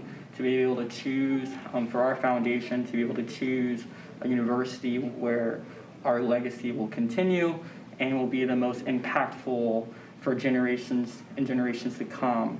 That is the most important thing to our foundation and us. President Dr. Larry Robinson says this donation will have a far-reaching impact on the academics and the athletics programs at Florida A&M University. Well, we are extremely grateful and ecstatic about this game-changing donation to Florida A&M University. Jerami is the founder of Batterson Farms Corporation and a champion of sustainable agriculture and biodegradable hemp products in Texas. For Florida A&M University, I'm Giovanni Hampton. All right, folks. Well, after that news came out, it took everyone by surprise. So folks began to ask themselves the question, who is this guy? Who is Gregory Jerami? Well, Jarrell Blakely penned an op-ed in Education Newsflash called "For the Love of Money, Has FAMU Been Fooled?" He's been posting a number of different things on social media about Gregory Jerami, and these are questions that, frankly, were not answered in today's board meeting.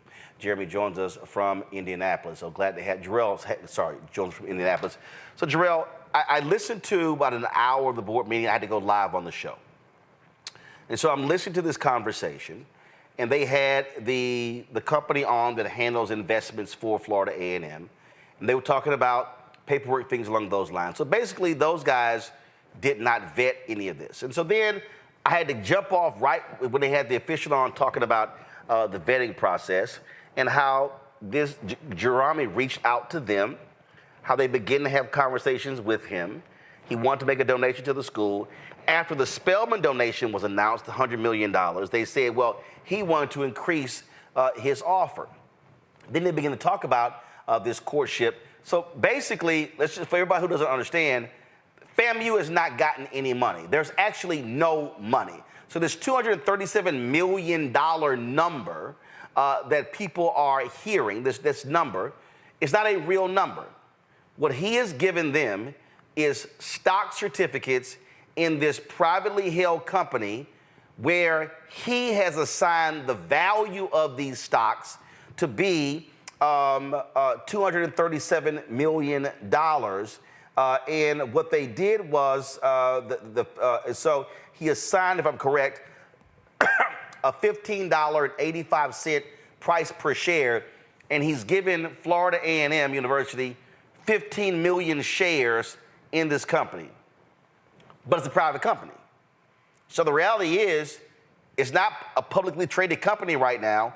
So until there's an IPO, or until someone privately buys this company, Florida A&M ain't got no money from this guy, right? Did you hear the same thing that I heard? Well, first, Brother Roland, thank you for having me on here. I'm really honored to be on here to discuss this very important issue. Today's foundation board meeting at FAMU was a disgrace.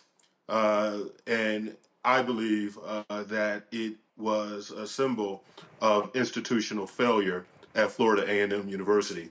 What we learned today was that the trust contains several million shares of worthless stock.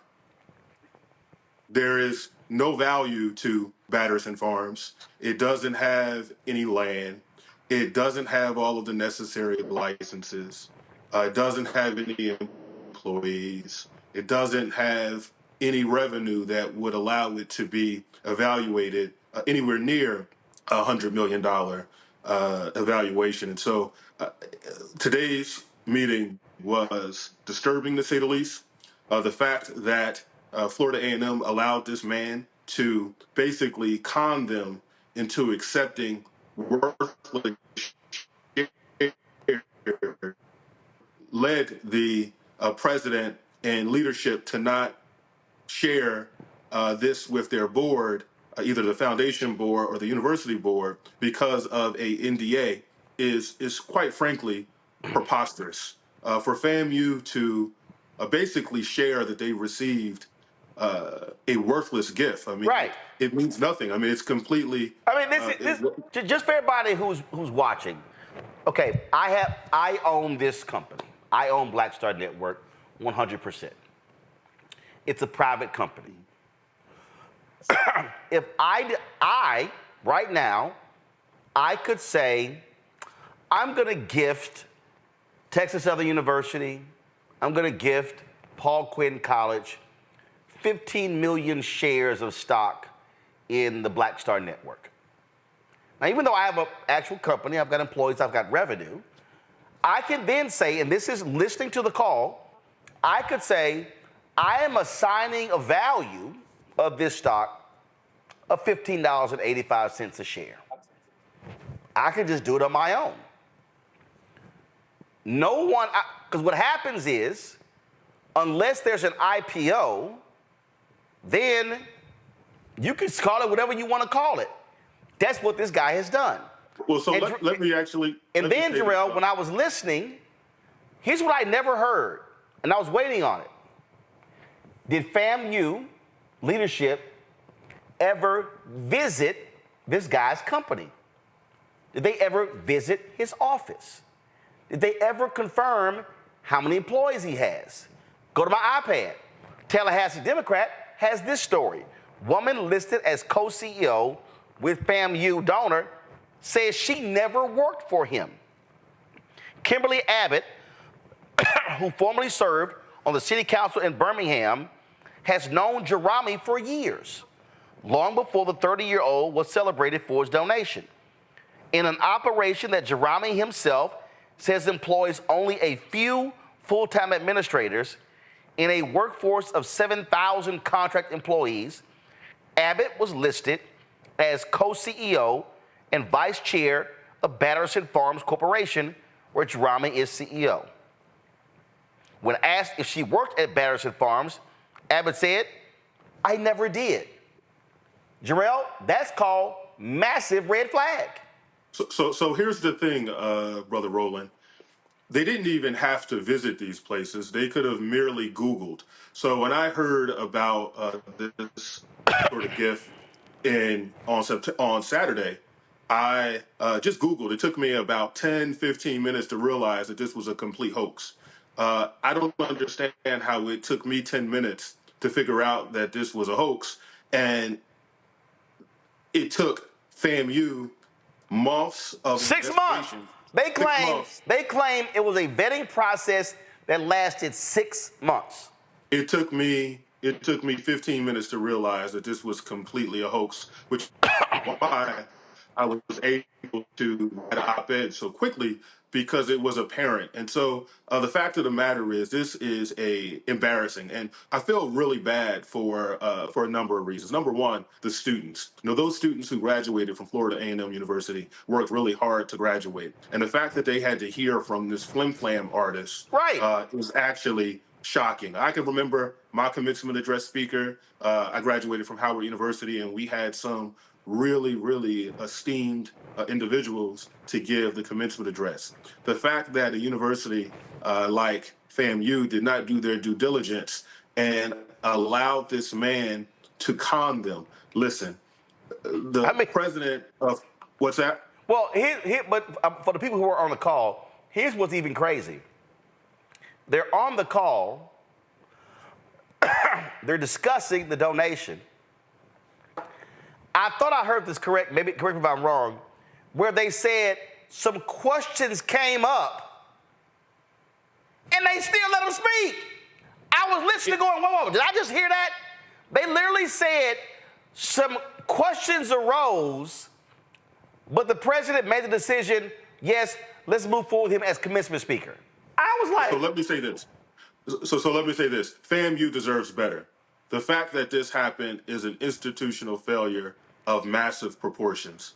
The fact that this man was vetted or wasn't vetted, and they allowed him to speak is just outrageous. And so, it took me just a few moments to realize that this gentleman was a fraud and a hoax. And so I don't understand how you had an entire university infrastructure. I was listening to the vice president of advancement and the head of the foundation, who actually mentioned that she didn't actually even Google this gentleman, or she didn't do any due diligence. When you look at, it was very easy to figure out that this guy was not kosher.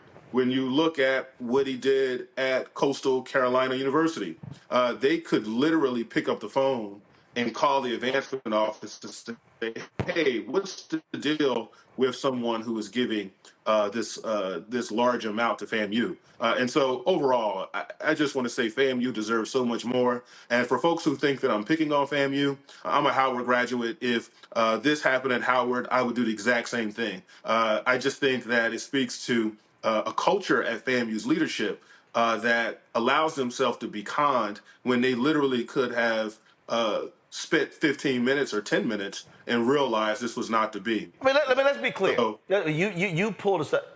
First of all, the guy just created a website.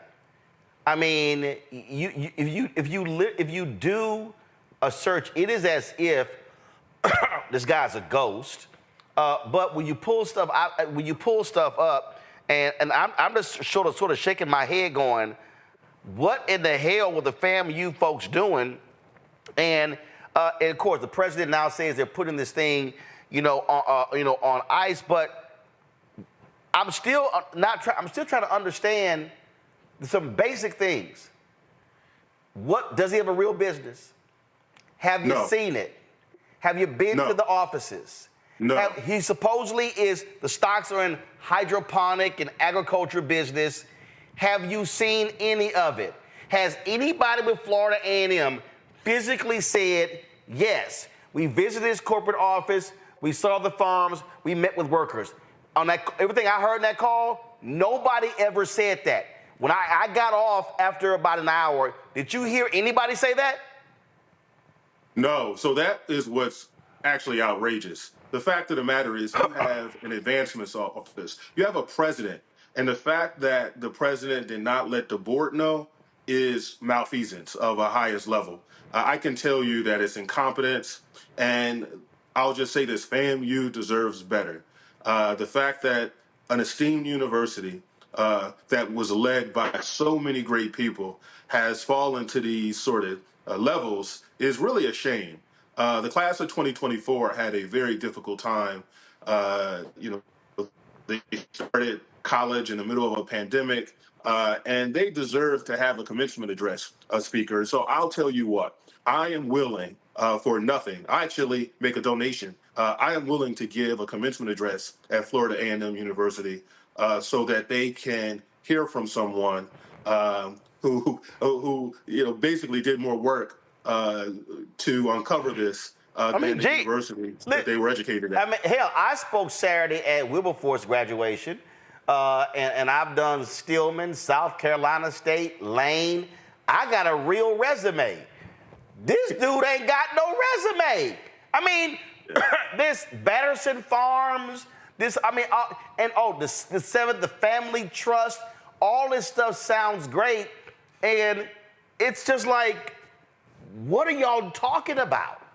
I'm going to say this: if you are familiar with New Jack City, there's a scene when Nino Brown is in the boardroom where he's going around saying nobody know nothing. I mean, the fact of the matter is how this could happen is an institutional disgrace. And I'm not picking on FAMU. The fact of the matter is it doesn't take a PhD in nuclear chemistry like the president of the university has to figure this out. It took me 15 minutes. And I can tell you that I appreciate some of the phone calls that I've gotten from the Rattler Nation thanking me for this, but I can also say that I was a little disturbed by some of the social media venom from some Rattlers who... Oh, man, they were dogging you, bro. Mind your... First of all, listen, let's just be real frank. Let's be like, where'd you go to college? I went to Howard University. Okay, all right. So you went to HBCU. Listen, I went to Texas A&M.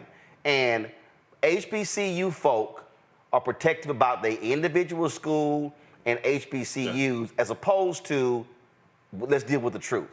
And there were people who were attacking you, they were attacking others, as opposed to finding out the truth. And you've been posting a number of different stuff like, is this the house he live in? Is this the farm? I think you posted one item where he supposedly said he bought some farm or something and the property is still not sold. The thing never went through. I saw one story where he reached out to the University of Texas and they basically laughed at his ass. He called the University of Texas to try to give some money, and the University of Texas essentially laughed at him and hung up. But he's supposedly based in Texas. Bruh, come on. Yeah, I mean, listen, I'll just reiterate.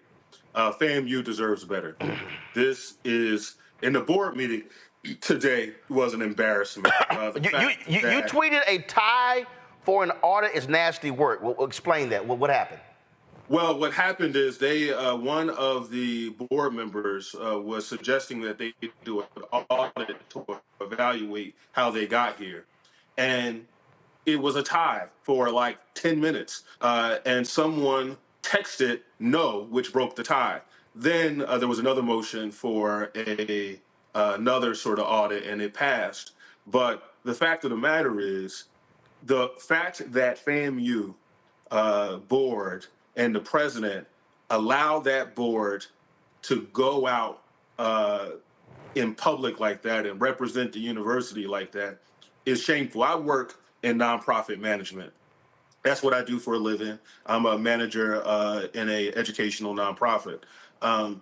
If I embarrass my board like that, I wouldn't have a job. And I can tell you that if if everybody just goes along like this is no big deal, the fact of the matter is this university trumpeted in a consistent way the fact that they got $250 million when they really received nothing. So there has to be some consequence for folks who allow this to happen. They got sheets of paper. Let's go to my panel. Greg Carr, you first. You on mute, Greg. Thank you, Roland. There you go. And it's good to see you, Brother Jarrell. Yeah, I used to be a student of Dr. Carr, by the way. I took a class with Dr. Carr at Howard. Absolutely. That's absolutely right. It's good to see you, brother. And it's good to see you continuing the great work that I encountered when you were at the university, man. It's good to see you in that regard.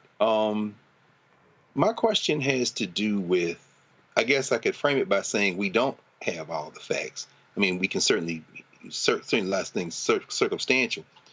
What would your best advice be to Florida A&M or any black institution for that matter who finds itself in a situation where they have received at least the promise of a gift like this, and now everybody is basically deciding that there is no gift, there is no money? I mean, what would you suggest to be their best course of action at this point until the facts come out? Because we know the facts have not yet been established. Well, first I'll say, Dr. Carr, that some of the facts are out. So we do know that the family trust consists of 15 million shares of Batterson Farms. We do know that Batterson Farms doesn't have the licenses required to grow hemp, does not have any employees, does not have any properties. And so we know that just because you say a company is worth $1 billion doesn't make it so. And so, I mean, I think it's important to deal with that. But on the second level, and then also there's just some questions, and I think research and articles have proven that Mr. Germany is not who he says he is, or he doesn't have the personal wealth that he has. So those are two facts that I think are important to consider. To your second part of your question about what advice I would have, I would give them the same advice that I would give any institution: to do their due diligence, to ensure that they're doing the proper sort of research and vetting to ensure that something like this could never happen. Quite frankly, it doesn't take a rocket scientist to realize that this was a situation that was not real. Well, here's a perfect example. Jarrell, hold on 1 second. Jarrell, hold on. This is from the Tallahassee. Again, this is the deal. In a media availability arranged by FAMU Monday, Jerami told the Tallahassee Democrat that Abbott, quote, left us maybe about a couple of months, maybe about a month ago. She has more of an advisor role right now. She had some health issues. When asked later whether he would be surprised to hear Abbott said she was never an employee of Batterson Farms and never received any compensation as an employee, Jerami said, quote, nothing surprises me anymore. He described her duties as co-CEO as really just there to guide and give more advice, and she didn't do as much work as others in the company. Her compensation, he said, was given through penny stocks. Now, right there. So what people need to understand, Jarrell, when we talk about penny stocks, first of all, penny stocks are publicly traded companies. So I think what people don't realize is I can right now go out and I can go buy a shell company. I can go buy and create a publicly traded company, and I could be trading on with penny stocks. This article right here shows you how he gets caught in a lie. So if you paid her through penny stocks, what was the publicly traded company? What were the stocks? This woman is listed as co-CEO. She now says, I never served as CEO of the company. Hello, that's red flag. And so what I don't understand is how did the FAMU board today not vote to call for an extensive examination and investigation and literally track these things down? By the way, according to the same story, there was supposed to be a meeting on Wednesday. You see it right here. On Wednesday, a FAMU spokesperson invited the Tallahassee Democrat to meet with Jerami and officials of the university's foundation office, but moments before it was scheduled to begin, a FAMU official said it was canceled because, quote, something came up, unquote. He said any future interview, quote, was unpaused. I'm sorry, that's a joke. Yeah, and I do want to say this. So I want to answer the second part of Brother Carr's, which is like an alpha sort of meeting here. Well, that's how it always happens, but go ahead. Absolutely. So I will say this to Dr. Carr's point. It's important to do your due diligence, and it's also important to inform your board. I think that is a massive failure on this part. The fact that the foundation board and the university board was not informed is a failure of just massive proportions. The fact that the president is saying that they couldn't tell their board because they had an NDA is crazy. The fact of the matter is the president is an employee of the board. Yeah. So that's just pure board governance and just pure, organizational governance. And the fact that he thought it was appropriate to say, hey, we couldn't tell you because we had an NDA. You can't do anything. And you are a state institution. And so even though you are Florida A&M and you sign a NDA, somebody in the state of Florida has the authority to review the NDA. You're a state institution. You can't just hide behind an NDA. Yeah, and I'm going to say this again, and it's really important. This did not take a lot of work, right? Like, I knew immediately that this was bizarre. And within 15 minutes, I realized it was completely a joke. Right here. When contacted by the Tallahassee Democrat, the head of the Texas Hemp Growers Association said he had not heard of Batterson Farms Corporation or Jerami.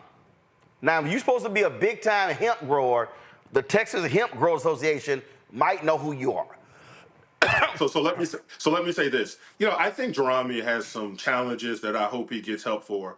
I don't necessarily blame Jerami because it's obvious that he needs help. Right. Who I do blame is the university that allowed themselves to be a pawn. Yep. The fact that they didn't do their due diligence and allowed this man to give a commencement address. That, for me, speaks to massive institutional failures that has to change. FAMU deserves better. And not only that, you don't deserve this. Not only that, Kim Godwin, who at the time was the president of ABC News, of course, was out the next day, sent 2 camera crews to the graduation to cover it. So, Reese, go. Mr. Blakely, thank you for being here. I think it's strange that FAMU did less due diligence than Risa Tisa did in Who the F Did I Marry on TikTok. But thanks to and part of your voice around this has brought attention to a very bizarre and strange scam, it appears. I just want to get your thoughts on the layer of protection and the defensiveness people seem to have around you specifically calling this out for it seemed pretty outrageous from the start, and people's willingness to call themselves digging up dirt on you as opposed to focusing on the issue at hand, which is it looked like FAMU was being scammed. And have you gotten any retractions or apologies for the people who were dragging you on the social media about this? Well, I'll just say that people are kind of quiet. I haven't really heard anything recently since the board meeting because it turns out I was 100% right.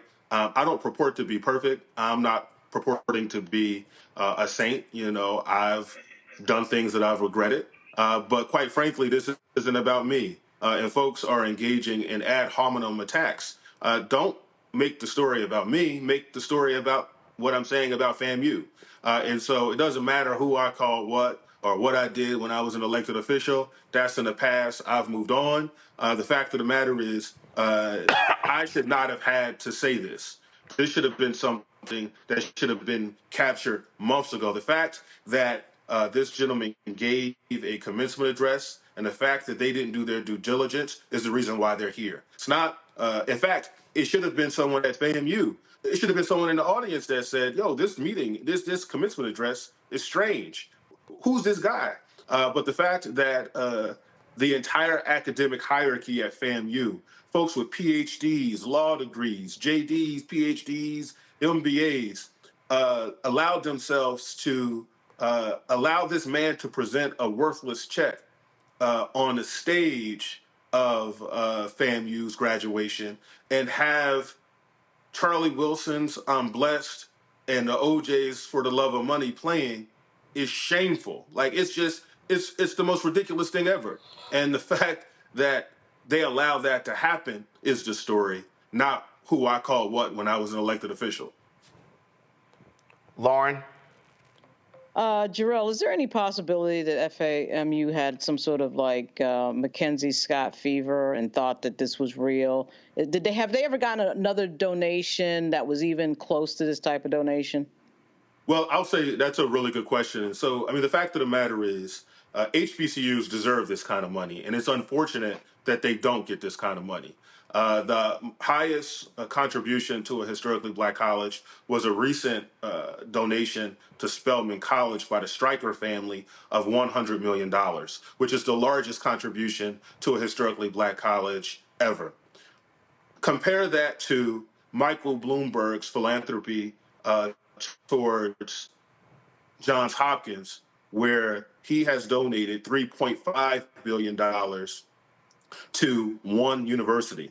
That $3.5 billion is more than all of the HBCU's endowments combined. And so I think, there's a desire. I can understand why one official was crying, because this type of investment would have been very transformational for Florida A&M University and other universities of similar stature.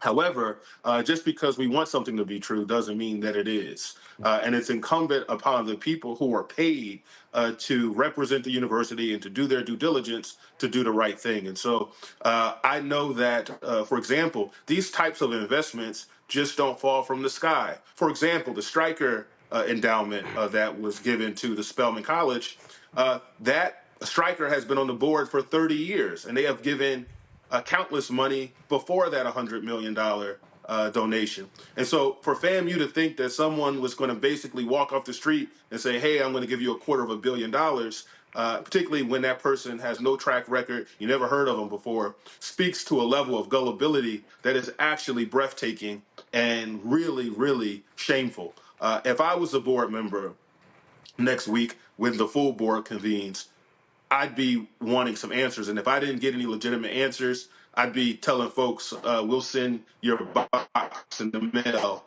go home and do something else with your career. This is a very big deal. The fact of the matter is, this is an institutional failure of huge proportions, and multiple people failed the university and failed the students by not doing their due diligence. So let me say this here again.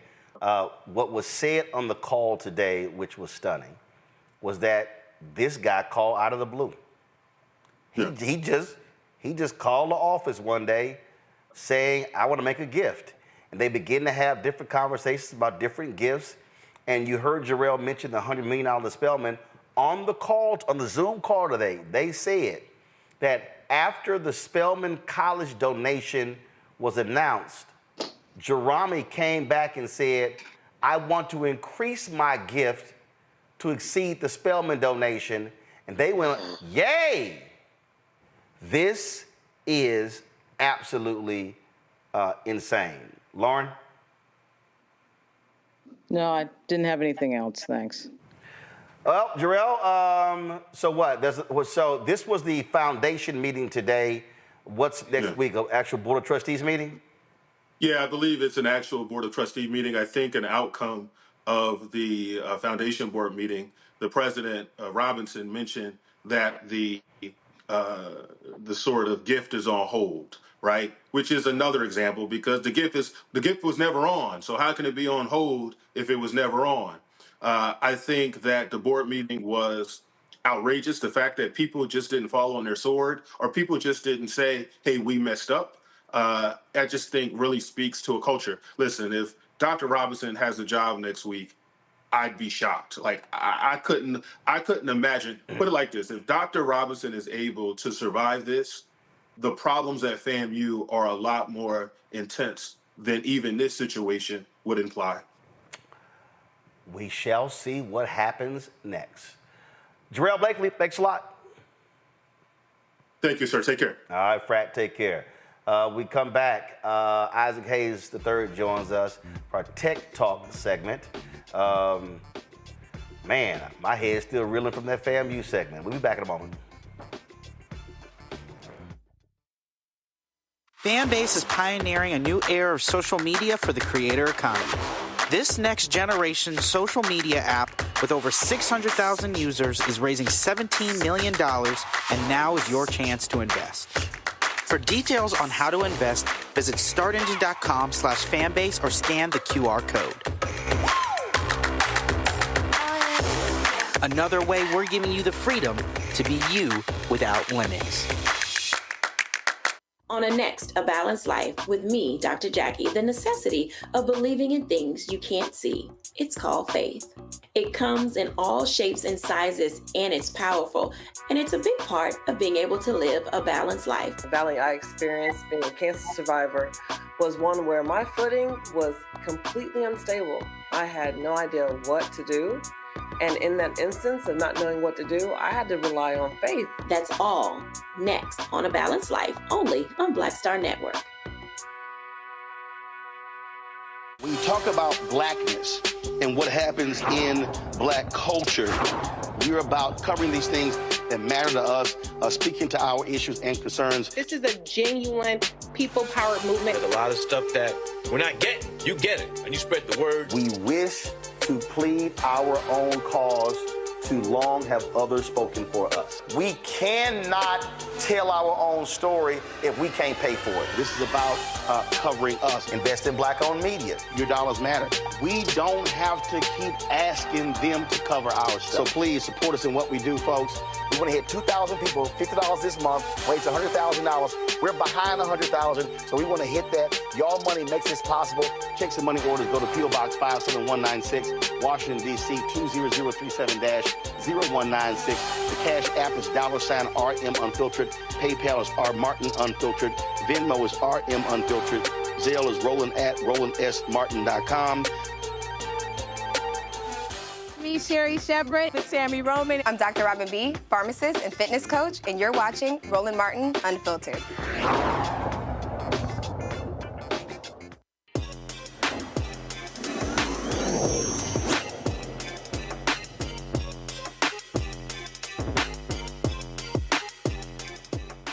Elon Musk is talking about charging new users on Twitter. Now you have Facebook, also called Meta, who wants to now start charging businesses to be on Facebook as well. Don't think for a second these apps are going to be free. Isaac Hayes III, founder of Fanbase, joins us right now. Isaac, here's what's interesting here. These social media apps have been getting killed when Apple made changes to their phone, allowing people to stop being tracked. That's how they were making their billions. Now these companies are freaking out. They got to figure out how to find that money. And so they're going to start charging folk to be on these platforms. Absolutely. I think when Apple and Google allow users to opt out of being tracked when they're not inside the applications, that prevented a lot of these companies from being able to sell data and increase ad revenue. So for that very reason, a lot of people, including myself, have opted out of being tracked while I'm not using specific apps. And so Instagram and Meta are finding a way to offset that cost with this new Meta Verified for Business. That's pretty pricey if you look at it, Roland. Absolutely. And here's the deal. When we talk about this, what happened here, I remember when that happened, because what the folk realized was, well, hold up, we got the power here. So Apple's all about privacy.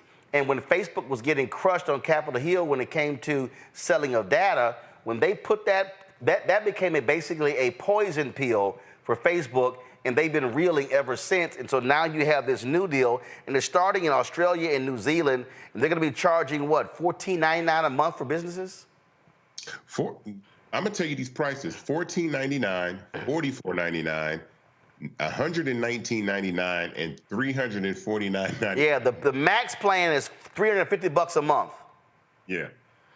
And, I mean, you're paying for more visibility, which should tip people off to the fact that your content is being suppressed. Meaning, like, if they're making you pay to be seen, then they're basically charging you to already be visible to the people that already follow you, and they're going to allow you to put links in your profile, other things like that. So I just found it extremely interesting. But this is just speaking more to the fact that I think these platforms are trying to offset the cost of losing ad revenue, and they're so ad revenue dependent, which is why this shift towards subscription-based services in social media is changing. And this is kind of like a middle point. This is like a way to kind of lead people into where Fanbase already is, because this is basically a subscription. You're basically subscribing to have more visibility on the platform, and that's what Meta is doing with this program. Lauren. So Isaac, don't you think the subscription model at some point, and I'm talking to somebody who has a StreamYard platform, is going to wear everybody out? Because now everything is becoming subscription. Everything is becoming pay me every month, pay me something every month, and that's starting to get old real fast. That starts to add up, as you know. So when do you think the breaking point of the subscription model business may be? I don't see that. I think that there's still a wide community of people that want to pay for content. It just depends on what you're paying for. It depends on what you're subscribing for. Because when you subscribe to Netflix every month, you're paying $20, $30 a month to subscribe to every single piece of content that is on Netflix. And you might not watch 99% of it, right? But if you could subscribe to someone for $2.99 a month and get an entire network of content specifically from that person, then you would pay for that and get rid of Netflix. And so I think subscription fatigue is absolutely real, but I think as subscription-based services become more available and more widely known, there will be niche communities that subscribe to specific things that actually people are more interested in. A lot of, like with media now and television, you're casting a wide net. A place like Disney Plus or Hulu or Netflix is casting a wide net, right? As opposed to narrowing down on the very, very finite a group of individuals that are interested in horror films or comedy specials or, documentaries. And so I think that's going to be something that's extremely important. And then with the advent of AI, I really feel like in real life content, which is called IRL, which we see a lot of the young streamers doing, is going to be the real television, which is reality. Like reality is going to be, the most watched type of content, more so than pre-recorded, filmed, expensive content that people are putting out nowadays. Thanks. Well, their reality is, I don't want to think about that. All right, Reese. I guess, can you talk a little bit about how undemocratic our information is becoming? I think people have this false sense of when they search for something, they are getting results based on the merit of the content that pops up, as opposed to algorithms starting to manipulate and throttle different websites or different content because of things like you mentioned, subscriptions, paying for advertisements and things of that nature. Can you talk about the information and the awareness that needs to happen around that issue of social media? I think most users are really unaware that these platforms are in competition with them. Every single person that's on Instagram or Facebook, the app is working against you because you yourself are a network. Every single person that has a social media profile, television network. And if a company wanted to advertise with you and you could consistently reach 1 million people, 10 million people, 100 million people, you could just charge for people to post content on your page, and the platforms know that. So they actually suppress your content and squish it down, and it forces the companies to do things like advertise with them. So this is just another way to continue to force advertisers to either do business directly with or for the visibility that they should already have. So for instance, Reese, right, Beyonce has 319 million followers on Instagram. The top threshold for any cable network is 100 million. But with cord cutting, we're now seeing that. So basically, at its height, CNN was in like 105, 110 million homes. That means that Beyonce, her Instagram page alone is 3 times bigger than CNN was at its height. But if Beyonce goes live right now, she will not have 319 million people watching her, because essentially they capped that sucker. Like you take Cardi B. One night Cardi B went live, and let me just see her followers. Cardi B has 167 million followers. she had almost 100,000 people on. That means that Cardi B was getting barely 1% of her following watching her live. So they ain't gonna never let, if a Beyonce can hit 319 million people, she can make that, that's more people than who watched the Super Bowl. Instagram ain't let her make that money. They gonna make that money. Greg. Thank you, Roland. And that kind of opens the door to my question, asked out of ignorance, but after years of watching you operate and after years of Brother Isaac hearing your conversations with Roland and with all of us, and maybe this again, I'm asking out of ignorance, what do you see as the opportunity or opportunities for Black disruptors? Fanbase is free, Black Star Network is free. The idea that crowdsourcing financial support, while the push, as Roland has been doing now for quite some time, to get those advertising dollars with some success, and then continuing to hold out the promise and expectation that that success will improve. But what are some of the opportunities for disruption?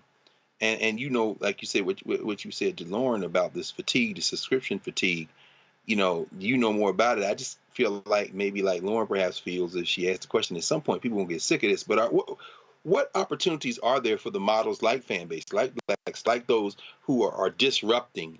Can there be some Black disruption in the midst of this kind of clawing at every penny people have for subscription basis?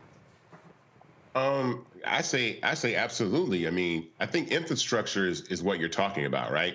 And so for the most part, all these infrastructures, these tech companies are owned by people that are not Black, right? So Roland has the Black Star Network. He's built an infrastructure that's Black owned. Fanbase is a Black owned application, a Black owned social media platform, and the infrastructure is Black owned. The reason why that is important is typically because culture usually creates and modifies and shifts and guides technology in the way that it's headed. What makes things cool, what makes things awesome, what makes things, it sets the trends. But then on the back end, who actually has ownership of that? So my design, Roland's design in building these platforms is that we can also be guides, but also protect our culture in a way that it's not exploited. There you go. Typically, when advertising is at play, right? And I say this all the time, with a platform like TikTok, right?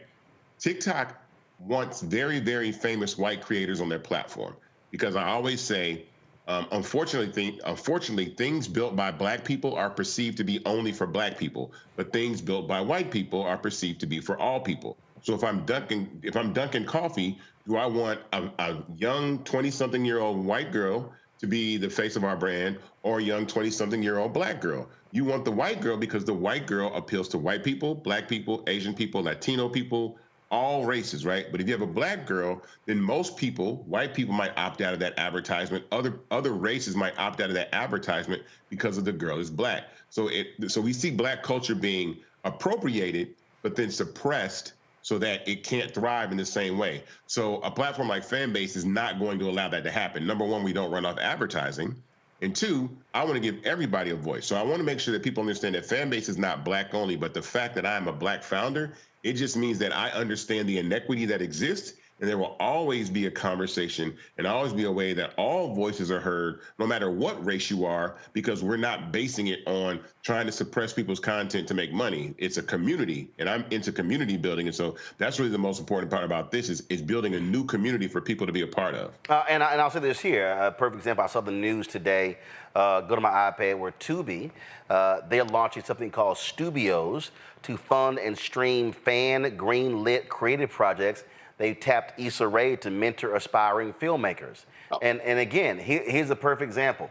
Issa Rae, significant brand, and she has a fan base, but guess what? Tubi wants to bring her on, cutting a check, to drive their value up, but guess what? She doesn't own Tubi. The Fox Corporation owns Tubi. And so what we're talking about here, even when you look at to your question, Greg, and I look at the work that Lauren does, what she's doing with her newsletter, the work that Reese is doing as well, and what you're doing with Karen Hunter and with us with the Black Table on Black Star Network.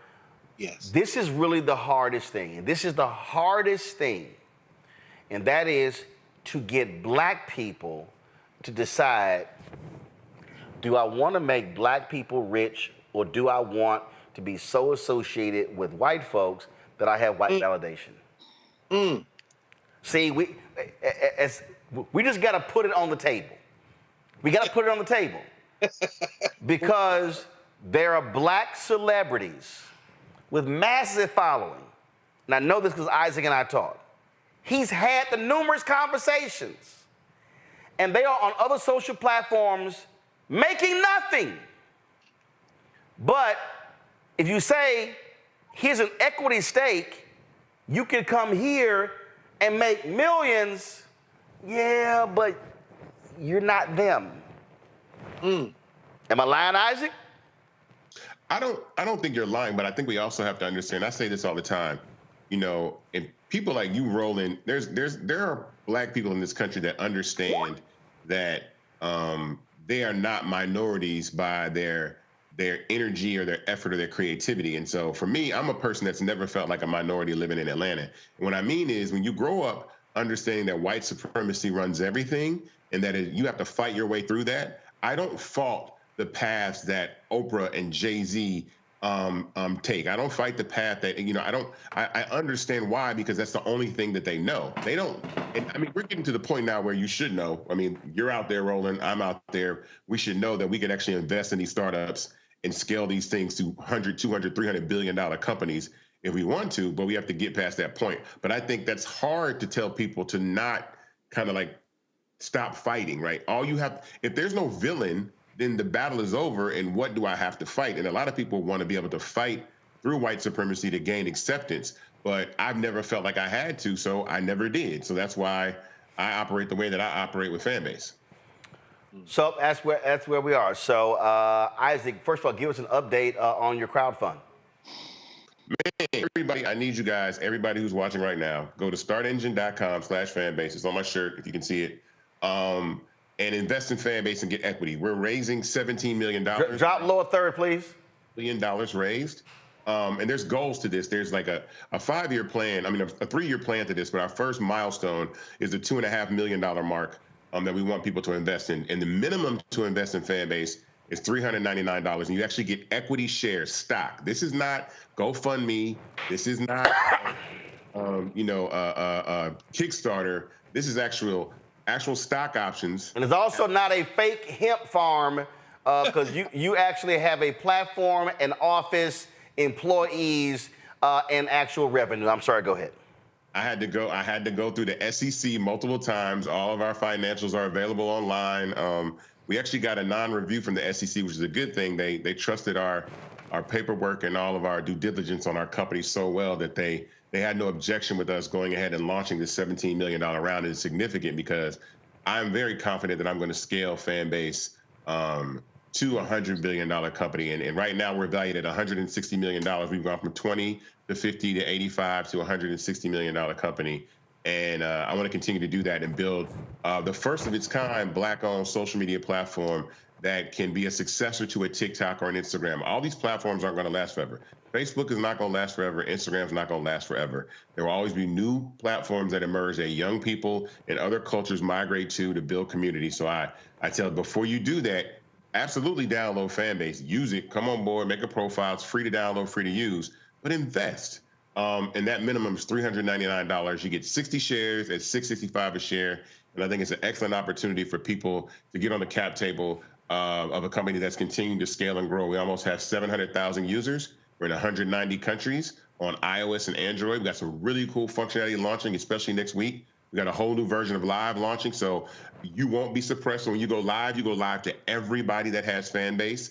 It won't be capped by your following. So it doesn't matter who's on Fanbase. They'll be able to see your live, not based off your following. It'll be open to anybody. So if you want to DJ, if you want to do makeup, if you want to talk, have conversations or whatever, that's something that we'll be able to do. And because we've reached this $1 million threshold, we'll be able to add RTMP streaming to the platform. So Roland, your show will be able to be streamed on Fanbase coming soon, because now we've reached that threshold. So now the Black Star Network and Roland Martin Unfiltered can also be streamed live on Fanbase. And so I'm excited about that. And that's what investing does. It allows us to continue to build the company and scale the company. So go to startengine.com, /Fanbase to invest. And I am excited about that because we stream right now on Facebook, on Twitter, on LinkedIn, sometimes on Instagram, obviously on YouTube as well, and is reaching folks across the platform. So we definitely want to reach Fanbase community. Isaac, I appreciate it, man. Thanks a lot. Thank you. All right, I know we went over time, but we had some wild stories today. Let me thank Reese. Let me thank Greg. Let me thank Lauren. We're going to stay on top of this NAACP suspension stuff. I got people texting me, tweeting me, saying it happened to me too. We certainly want to get some better information from the NAACP because that statement was not good enough, what they sent to us.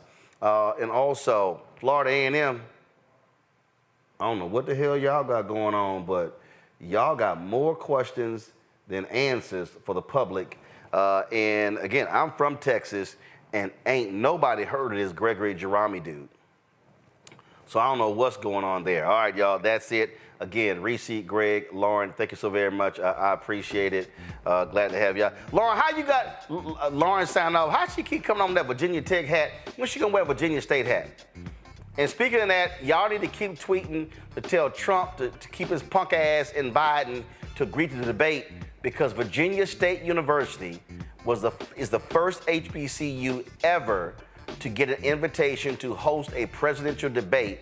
And so Trump and Biden, if they gonna do, there's 3 debates they normally do. If they gonna do one, better damn sure do that one at Virginia State. And so I need y'all out there on social media pushing that out there, saying you want to see that presidential debate happen on the campus of Virginia State University. And so y'all stand with my alpha brother, who's the president down there. That's it, folks. I certainly appreciate it. Again, Greg, Reese, Lauren, thanks a lot. Folks, we got to go. I'm going to see y'all tomorrow. My niece graduates from Howard University tomorrow. She gets her master's degree. It's at 6 p.m. I actually got to host a show. All my family's going to be there, but I was the one last year, so I'm good. But you know, I will be in studio. But Faith, congratulations on your master's degree in architecture from Howard University. She gets that degree tomorrow at 6 p.m. All right, folks, don't forget, support us in what we do. I had somebody send me this, put it on Twitter. Man, you need to send your anchors out covering these stores around the country. I said, baby, that costs money. I love people who tell me how we need to be covering news, and my automatic answer is, do you give? So it's real easy to say what we should be doing, but if you ain't no donor, well, I'm sorry. So, again, join our Bring the Fuck fan club. Send your check and money order, P.O. Box 57196, Washington, D.C., 20037-0196. Cash App, $RM Unfiltered, PayPal, R Martin Unfiltered. Venmo is RM Unfiltered. Zelle, Roland at RolandSMartin.com, Roland at RolandMartinUnfiltered.com. Download the Black Star Network app, Apple phone, Android phone, Apple TV, Android TV, Roku, Amazon Fire TV, Xbox One, Samsung Smart TV. Be sure to get a copy of my book, White Fear, How the Browning of America is Making White Folks Lose Their Minds, available at bookstores nationwide. Get your audio version on Audible. And we have sold out copies of the first. Now, here's what I'm doing. I'm checking with my brother. Y'all, I got books all over the place, so I'm checking with my brother to make sure I ain't left none of his house. I just moved, so I'm going through all the boxes, make sure you ain't got a stash nowhere, but we are completely sold out. A lot of y'all been emailing, calling. Yo, I'm personally autographing each book. Y'all, that ain't easy. So I could have easily shipped the books, so I gotta personally autograph each book and package them. Okay, this ain't Amazon, okay, where you can order today and you get it tomorrow, because I gotta sign each one. So please be patient. I shipped off 140 books the other day. I just finished signing 60 before I came to the show today. My goal is to go home and knock out 200 tonight. So I'm on it, but just be patient, please, all right? So folks, we will see y'all tomorrow right here on Roland Martin Unfiltered on the Black Star Network. Holla! Black Star Network is here. Oh, no punch! I'm real revolutionary right now. Thank you for being the voice of Black America. All momentum we have now, we have to keep this going. The video looks phenomenal. See, there's a difference between Black Star Network and Black-owned media and something like CNN. You can't be Black-owned media and be scared. It's time to be smart. Bring your eyeballs home. You dig?